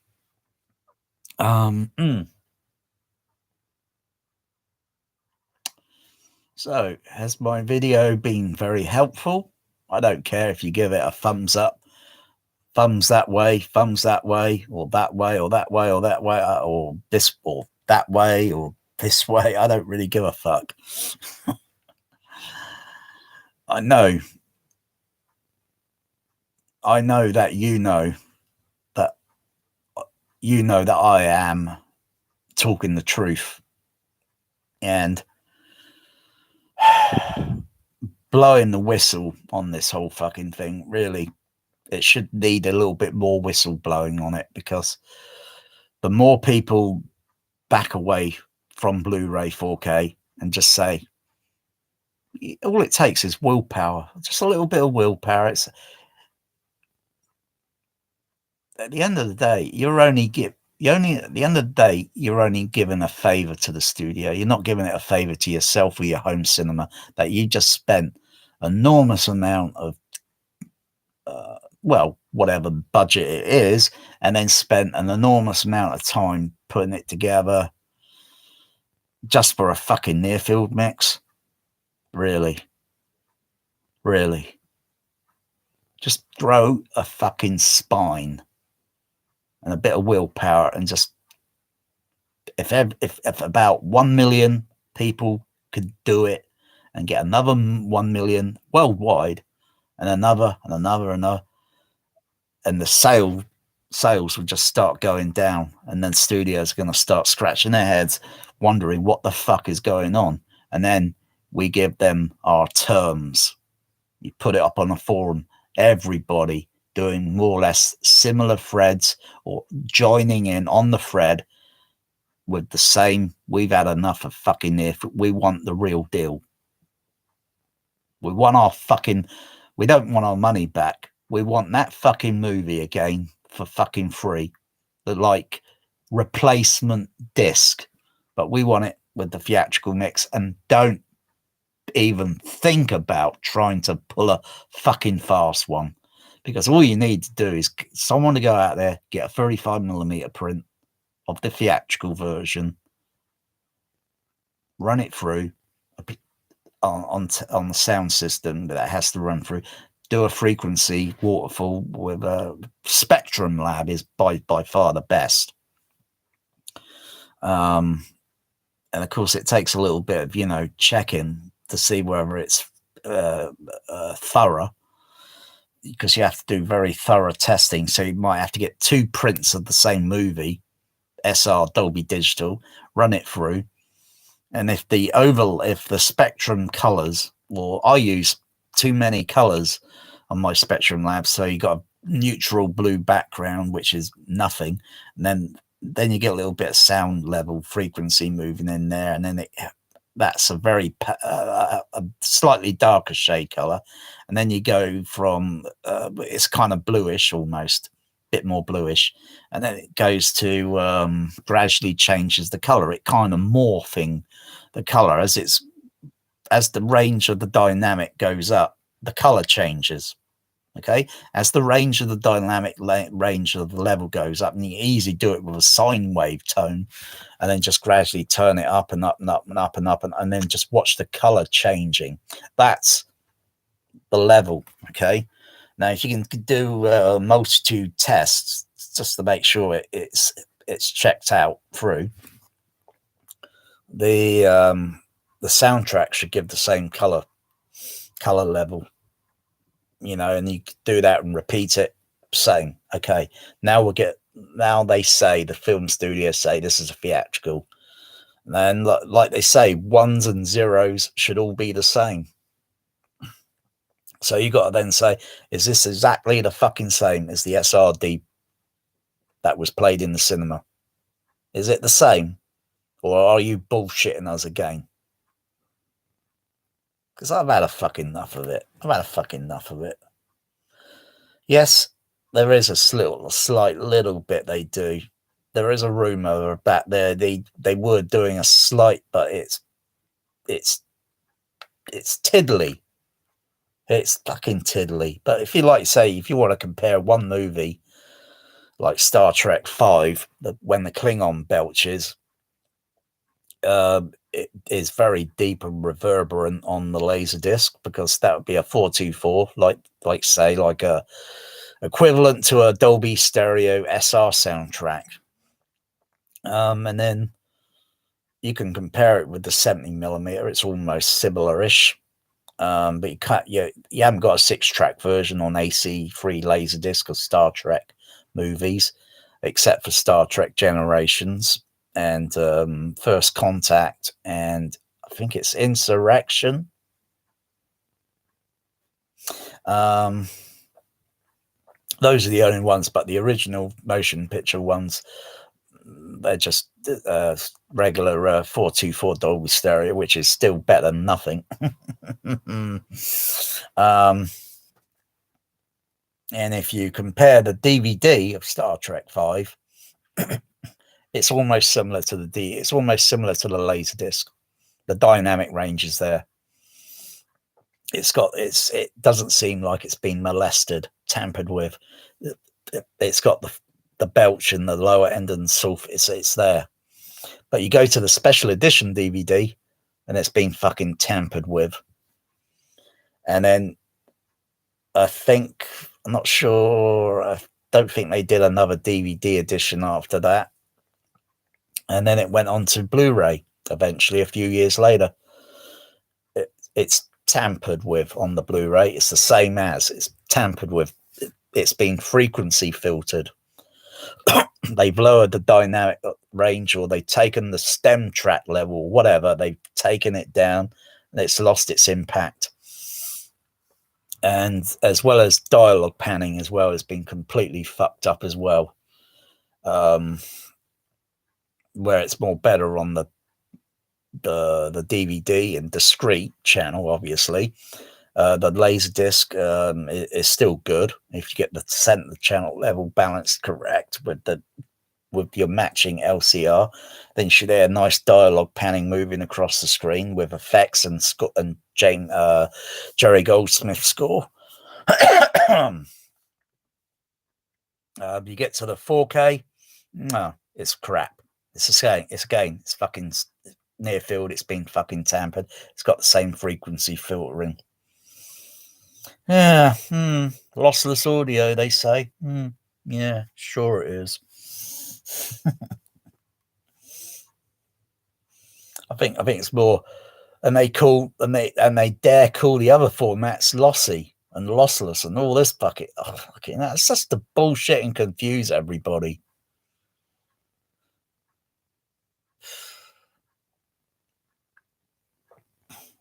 We're all well aware, most of us, we're all well aware of the compact disc and the loudness war. I didn't know that the loudness war started around during the 1990s. So if you had brought a compact disc earlier, before a certain year, then a certain, you know that CD's okay. Particularly when it's the same, like if you're into that whatever music, whatever, the dynamic range would be slightly different. It's like they just turn the whole fucking thing up. So the instant it fucking starts, it's fucking blaring fucking loud.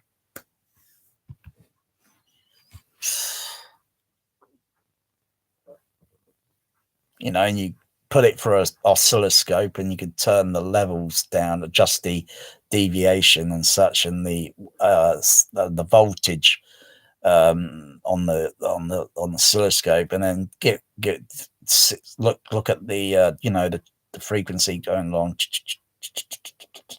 doing that, and then take the other CD and then do a pass through, and then or put it through something else, because it's a little bit difficult. I'll be using true RTA, so it's a bit easier to put it through something else where I've got about, say, 10 seconds worth. That's all I fucking need, 10 seconds, and then do an overlay, and then I can see, like, oh yeah, everything's been raised up slightly louder. Oh, Christ's sake. Oh, I might as well just play this fucking version and throw this one in the fucking cat litter.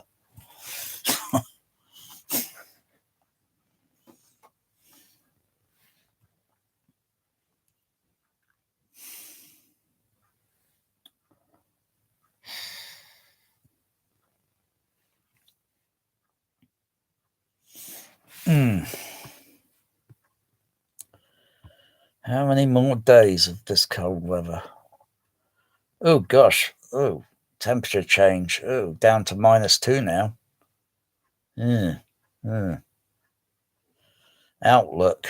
Okay, it looks like possible outlook. Another freezing temperatures tomorrow.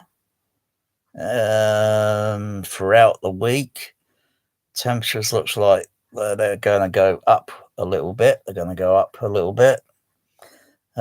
looks like the same outlook for the same cloud condition, scattered cloud, and it looks like some rain is due. In about a week or so, some rain is due. So I can see the temperature rising up slightly, a little bit more higher, like not on the averages. The averages, the temperature is going to go up a little bit because of some rain coming in. Wind directions. Mostly, they changed, they shifted their positions because I thought, well, the outlook for looking at last week, coming partly into this week, there were westerly direction winds. Now they've changed their positions and they're coming round at easterly to southeasterly to northeasterly. So they're kind of coming around like this. So it's pushing some wind chill. Wind speeds 3 to 6 to 3 to 4 to 6 miles. Anything from 3 to 6 miles.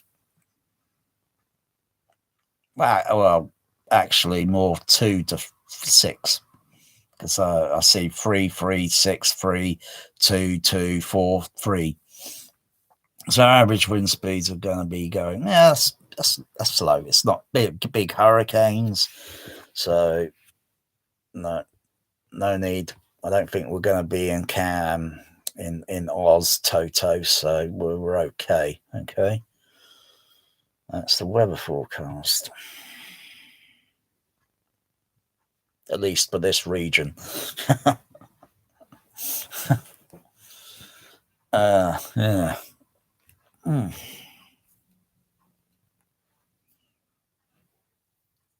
Oh, my cats are quiet.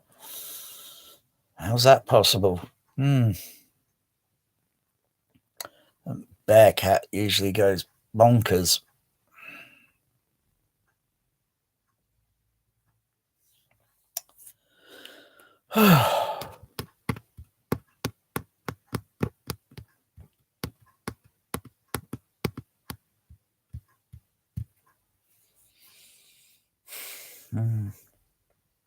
You know what else? I don't give a fuck about movies.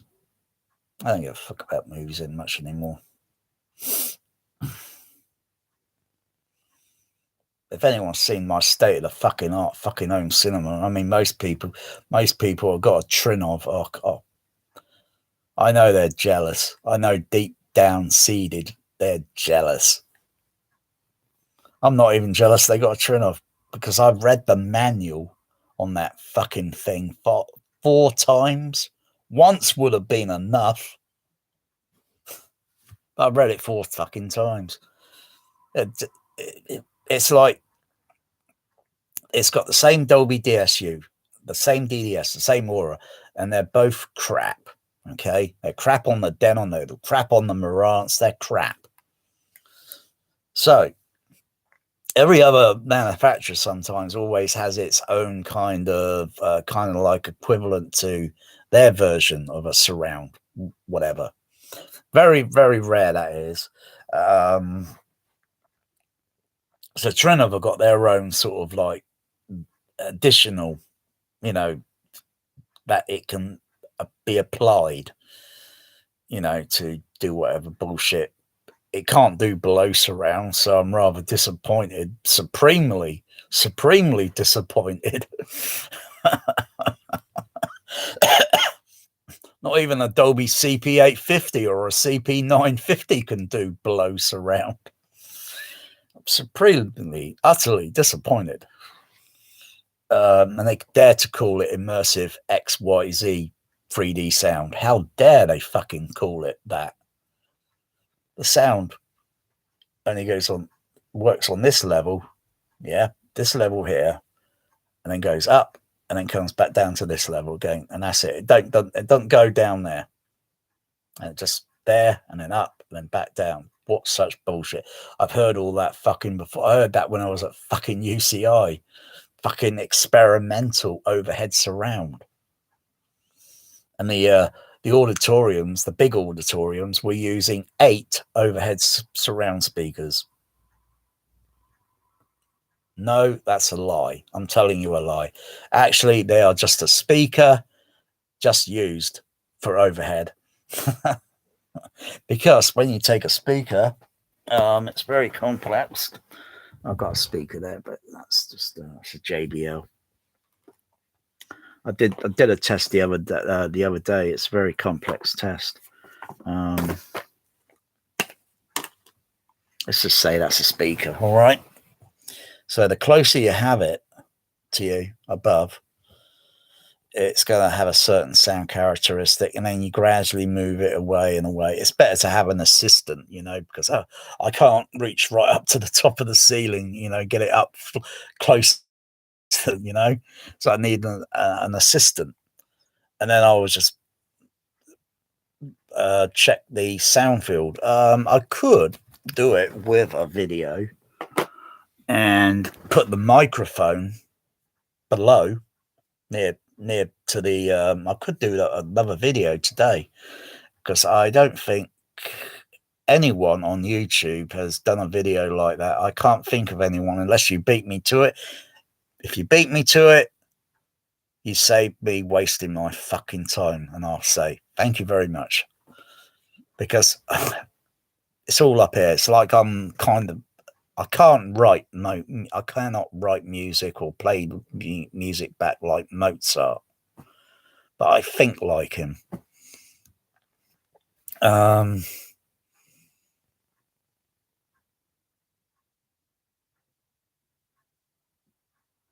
Kind of strange irony, that.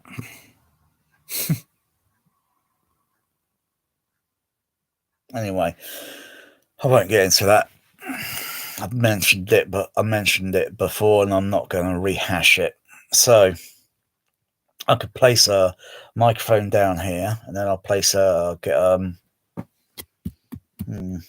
I think I'll use one of my other JBL control ones that I use for the blow surround in my THX Cinema.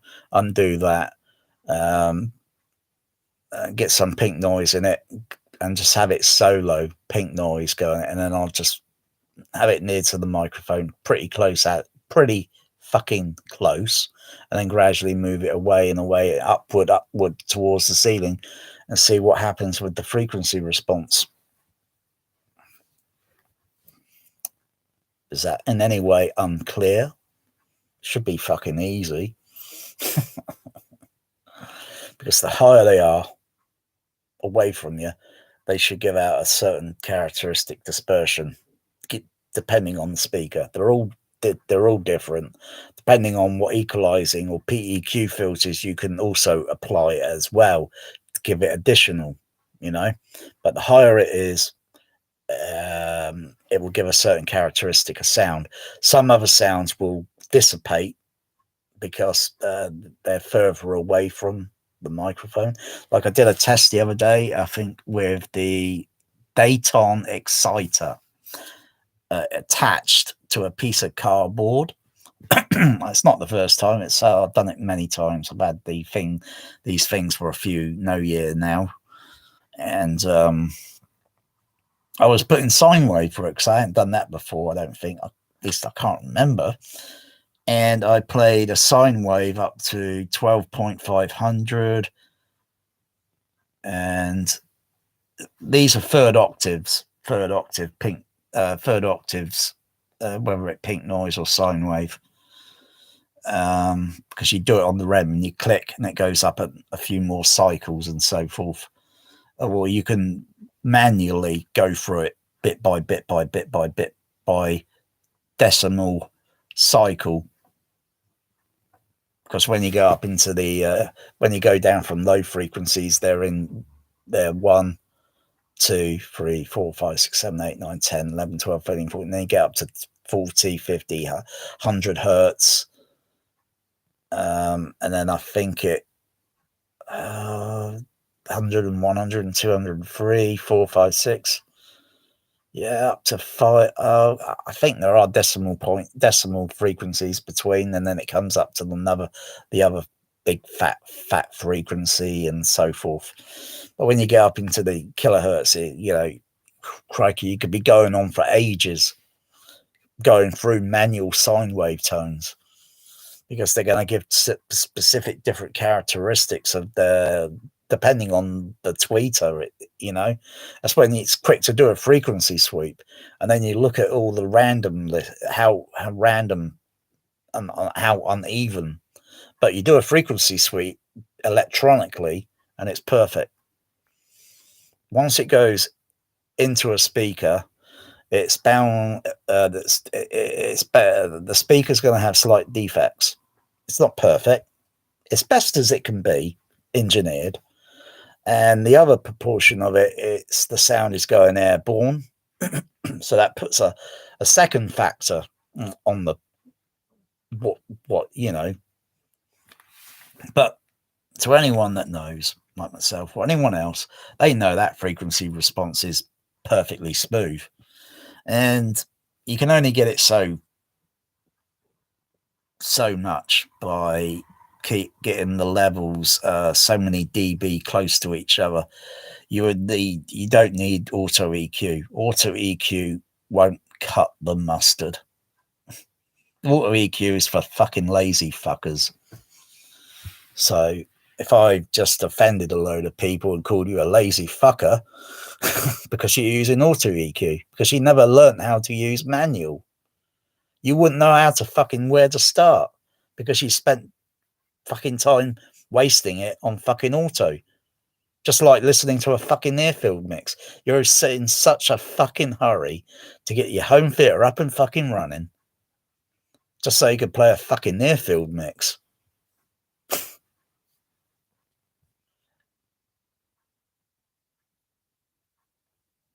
If you do it manually, you'll be able to make specific adjustments, but manual, it's going to take hours to days to do it. Tom Holman with that other colleague as such, Chris something or Cuso or Chris or whatever, and they come up with this odyssey with algorithm. They spent university whatever how many millions on it. I think the Odyssey and just about any other auto EQ, because if you can use it manually, just get into it and use it manually. I wouldn't have a problem using Odyssey. I'd think great, because if it's got this many frequency bands I can use, then great.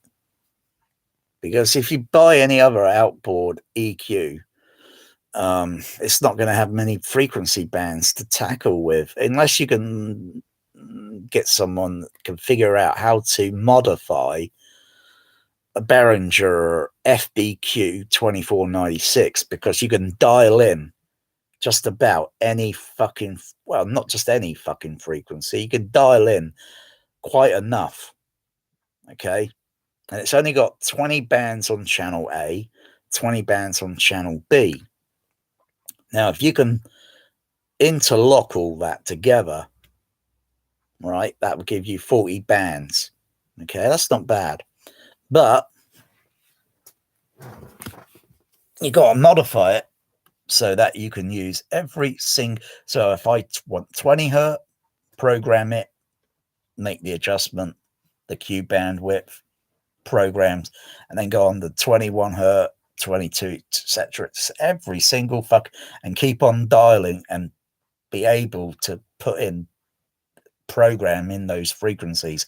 Otherwise, you can only program up to, at the most, 40 bands. That's taking channel A and plugging it into channel B, and then channel B output goes into the amplifier or the whatever, and then you got 40 bands. And that's only a few bands more than an average third octave, which is 31 band. So it's only 9 bands more. Not really enough, really, if you ask my opinion. That's not enough, because you're talking about and plus be able to modify the FBQ to go down into infrasonic frequencies, because it only stops at 20 hertz.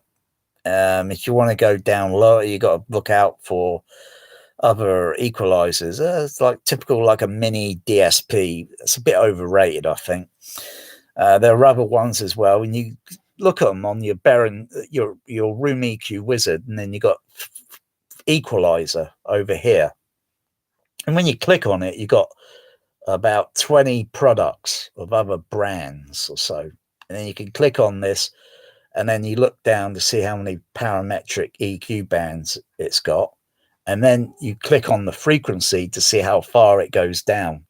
If it only goes down to 10 hertz, I think, fuck that. You know, you got to find something that goes all the way fucking down. You know, I don't think the MIDI DSP, it goes down low enough or whatever. That doesn't mean you're not going to get frequency output, pink noise, sine wave. You know, it just means that you just wouldn't be able to make any other adjustments. You know, so if you could get low infrasonic down, you know, and then playing it sine wave tone, you shouldn't be fucking hearing it. You should be in the fucking room, fucking quiet. It's got to be at fucking night time. That's the only fucking time it's going to be fucking quiet. And then play the sine wave. You got to make sure you don't overdo it. You got to watch the excursion level on your sub, that you're not overdoing it. Go up close. Look at the excursion moving. You know, so forth. Put a voltmeter on it if necessary, so you can keep an eye on the voltage. Try and get as much specification on it as possible, but keep an eye on that excursion. You don't want it going fucking too much like that, because you got to have a system set up so you can monitor the electronical frequency response and another microphone to monitor the acoustical.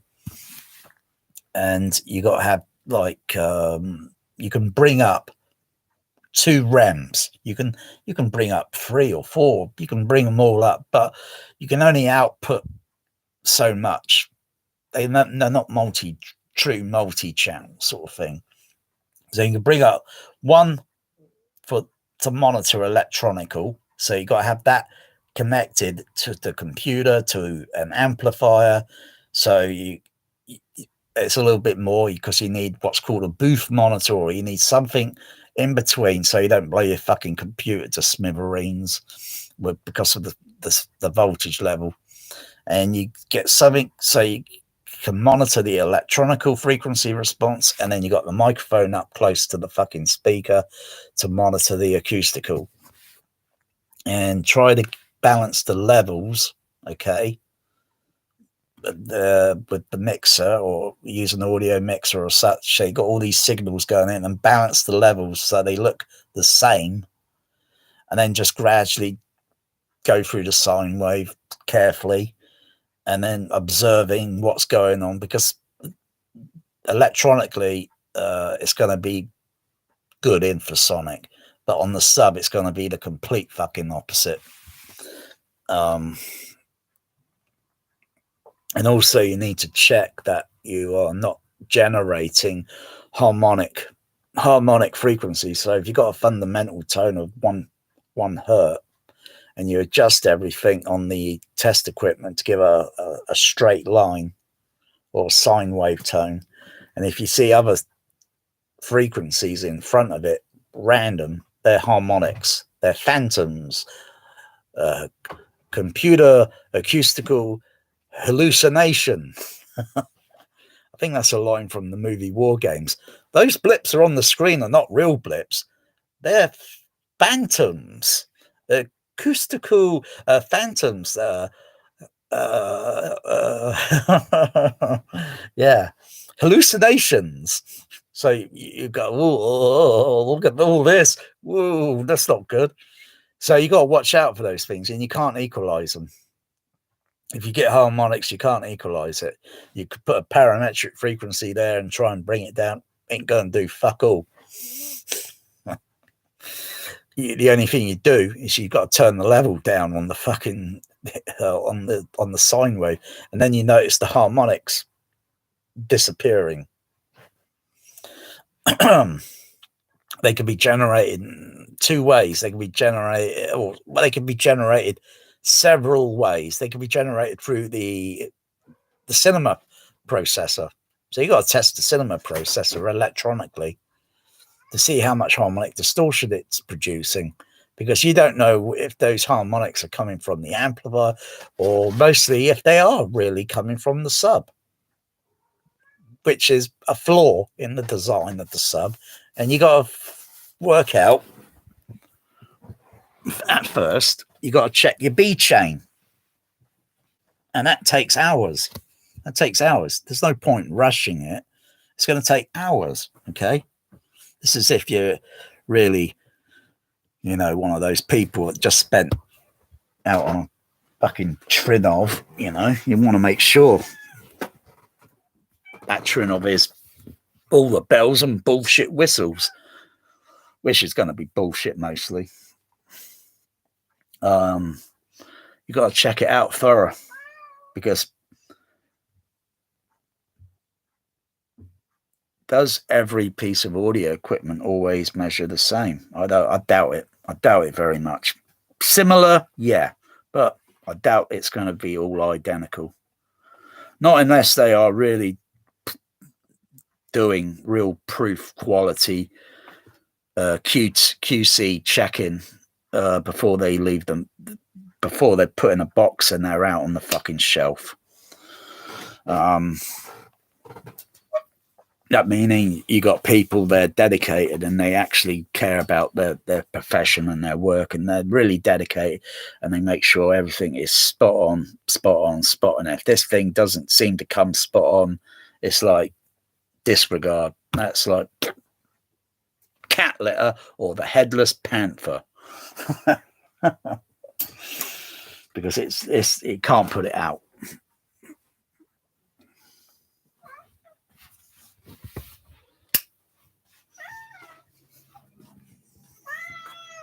Fucking mess out here. What? Meow. Wow. Wow. Oh, wow. That's a lot of meow and wow. I know that's a lot of wow. You put a sock in it? Put a sock in it. Come on, let me get to it. No, don't bite. No, don't scratch. I'm trying to get to the food, all right? Can you stop fucking scratch magic? Can you? There.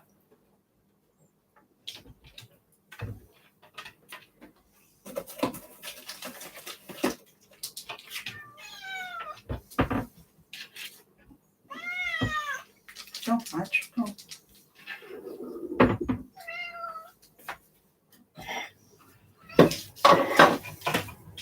Ow.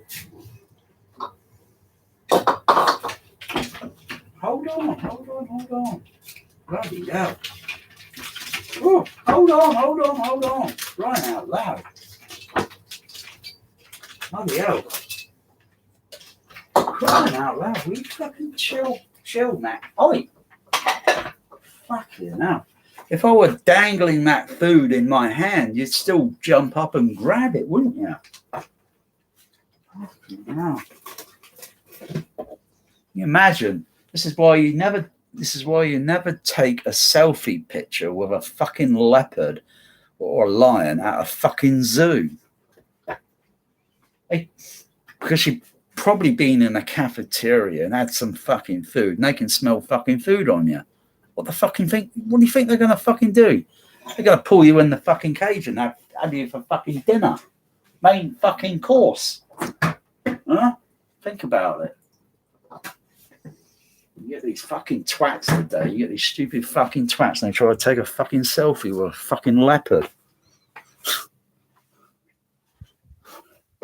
I'm trying to feed my cats and I'm getting my hands fucking raped.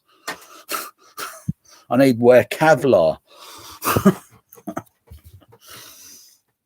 Oh.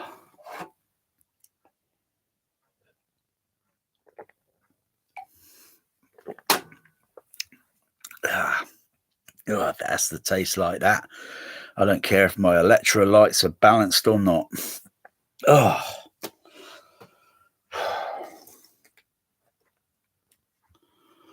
At least it's wet, but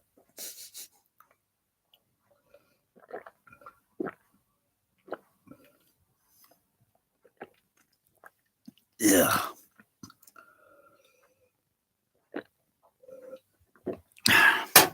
I don't mind if they make it extra Diet Pepsi.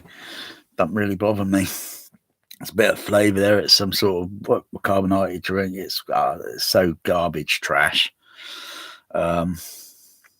I just don't know what to trust now. Really don't know what to trust today.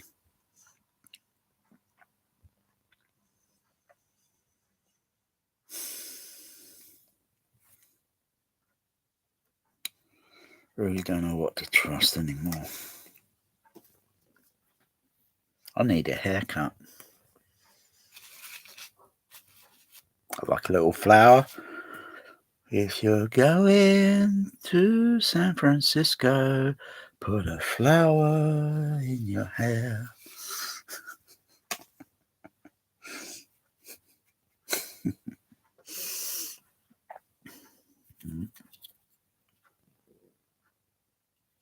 Oh, look down there. Should I look down here? Oh, yeah. Oh, yeah. Where is it? Yeah. Oh, there it is. How's that the camera there, isn't it? I think that's the camera there. Aye. Oh yeah, I can see all the little ones and little dots on the on the laptop. Yeah, interesting. I might do that. I might put that on the OLED and look at all the got all these fucking people on fucking YouTube doing all this fucking colour shootout, TV colour projector shootout, fucking bullshit. Fucking hell. Oh dear, how fucking boring. And the fucking conditions that they're testing the fucking equipment in is it's not very good. I wouldn't say it's very good. It's okay. If it turns them on, and they're just ego for bigger, better 4K and all this. And yeah, and your 4K is no better than the fucking near field mix, fucking pictures all fucking crap. Fucking edge enhancement, DNR, fucking degraining, actual film itself. If it's filmed digitally, then it's digitally, isn't it? But they probably do other things on that and fucking messing around, but they can't fucking leave the fucking thing alone. Once it goes out and it's seen by the public and cinema expedition, that's the same version. It should go out to the home. It should be the same version. But all the TVs and everything worldwide all the same? No, they're not. They're all it's a fucking mess. It's a fucking shamble. Total fucking shamble.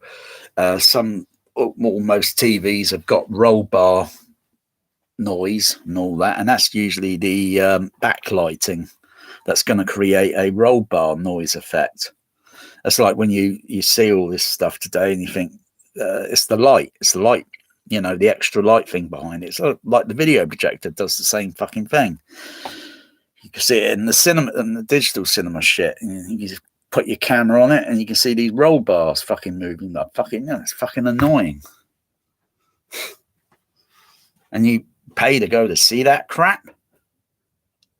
It's the same in the fucking home. Of course, you got to adjust the camera to the frame rate. Then you won't see it, or the least the camera won't see it. But it's still there, regardless. Does this camera pick up the this flicker?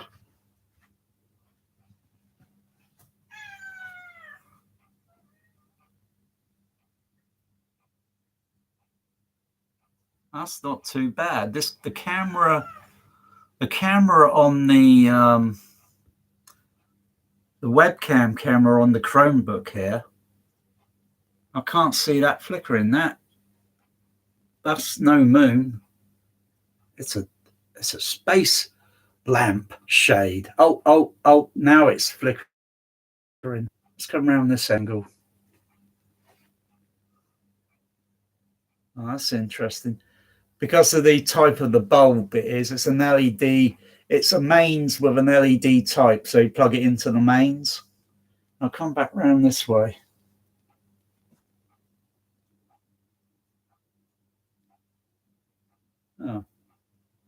Oh, it's flickering there again. Okay.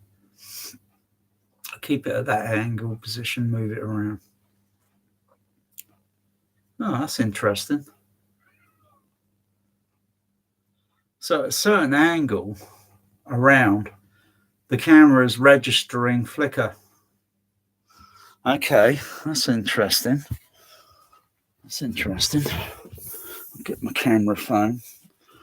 It'll show up a lot more because the camera frame rate on the camera is different. And I'll point the camera so you can see it on the screen, so you see a lot more flicker. So do I put it on photo or video? I can put it on both.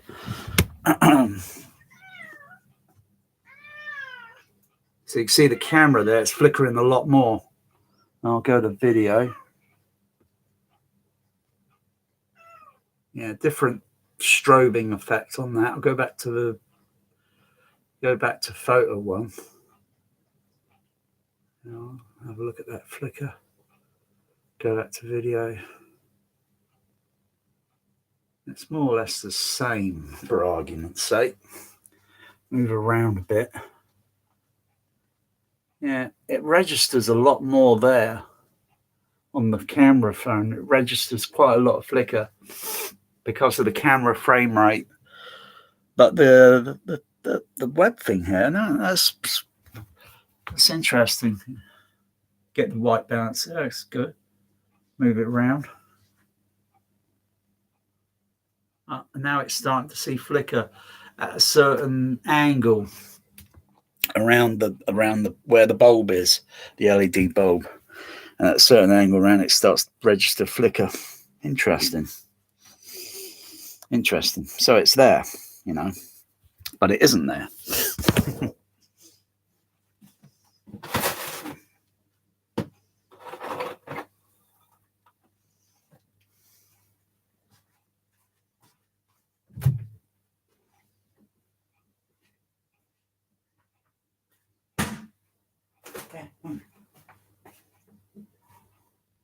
So most things are going to have a flicker. All these OLED TVs and all that, and all this crap, and all these 4K and all these laser crap projectors, they're all going to have a certain degree of flicker. Now I'll get a little bit more to that in a second, because these are other tests that this recent spare change going to this bloody what's it fucking thing with all this bloody shootout, mostly made up with, they're not even the common class of people that are down here like myself. They're up there sort of thing. They're not even the rich elite. The rich elite are way up there, they're that sort of class, Yeah. I've met those type of people before. I know what they're like. Oh, sick and tired of it.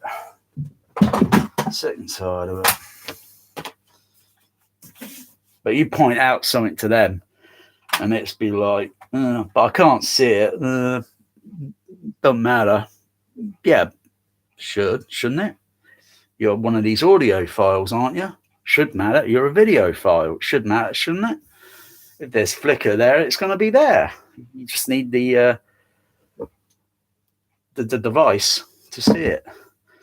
This may not even be an accurate device. You need something a little bit more, so you got better control over frame rate, light frequency.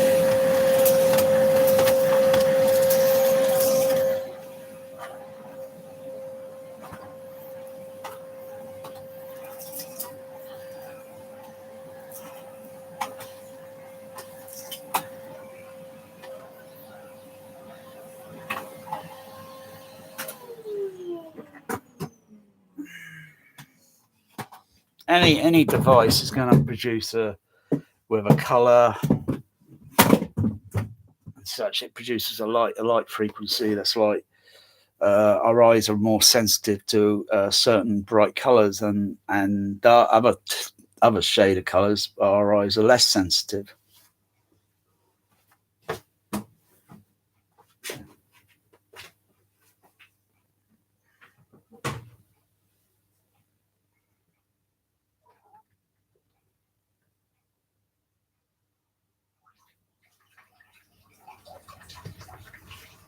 And of course, there's also other types of light. I can get a lot of light, other light subject on that color. So there's a lot of variables.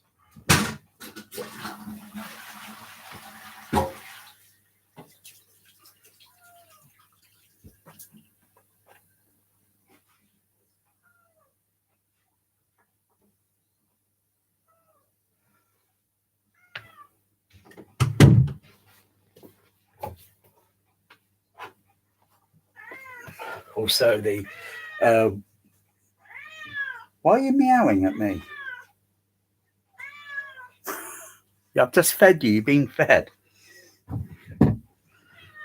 Magic, you have got. Have you got Alzheimer's or dementia? I thought I had I thought I had possible early stages of dementia. No, Magic, I just fed you. Please put a sock in it. Bear, Magic, will you put a sock in it? See, this is why cats got to be outdoor most of the time. See, because then the only time they come back is if it's getting too cold outside, or if they can't find any food and they think, giving up. I waited so many hours now and I can't find any that's around. They come back indoors, don't they? Meow, meow, meow, feed me, feed me. So, yeah, I don't want to, my cats are house cats. They're house cats. They're indoor cats. It's not uncommon. I mean, if you had an exotic bird that cost a ridiculous amount of money, you're not going to have that bird outdoor now, are you? No, I don't think so.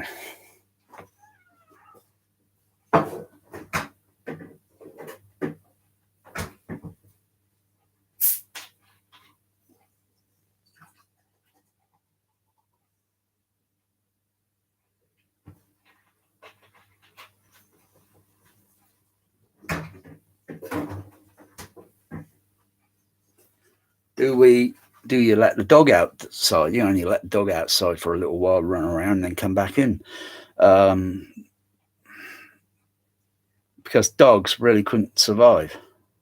They'd have to learn, of course, but a cat will survive, even if a cat's been indoors for years. They got instinct, predatory instinct, and they will find it. They're survivors.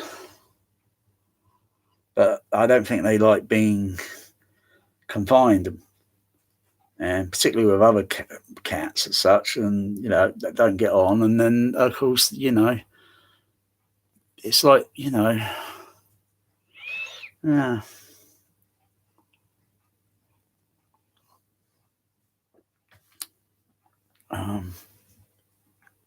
Anyway, I'm ending the video, so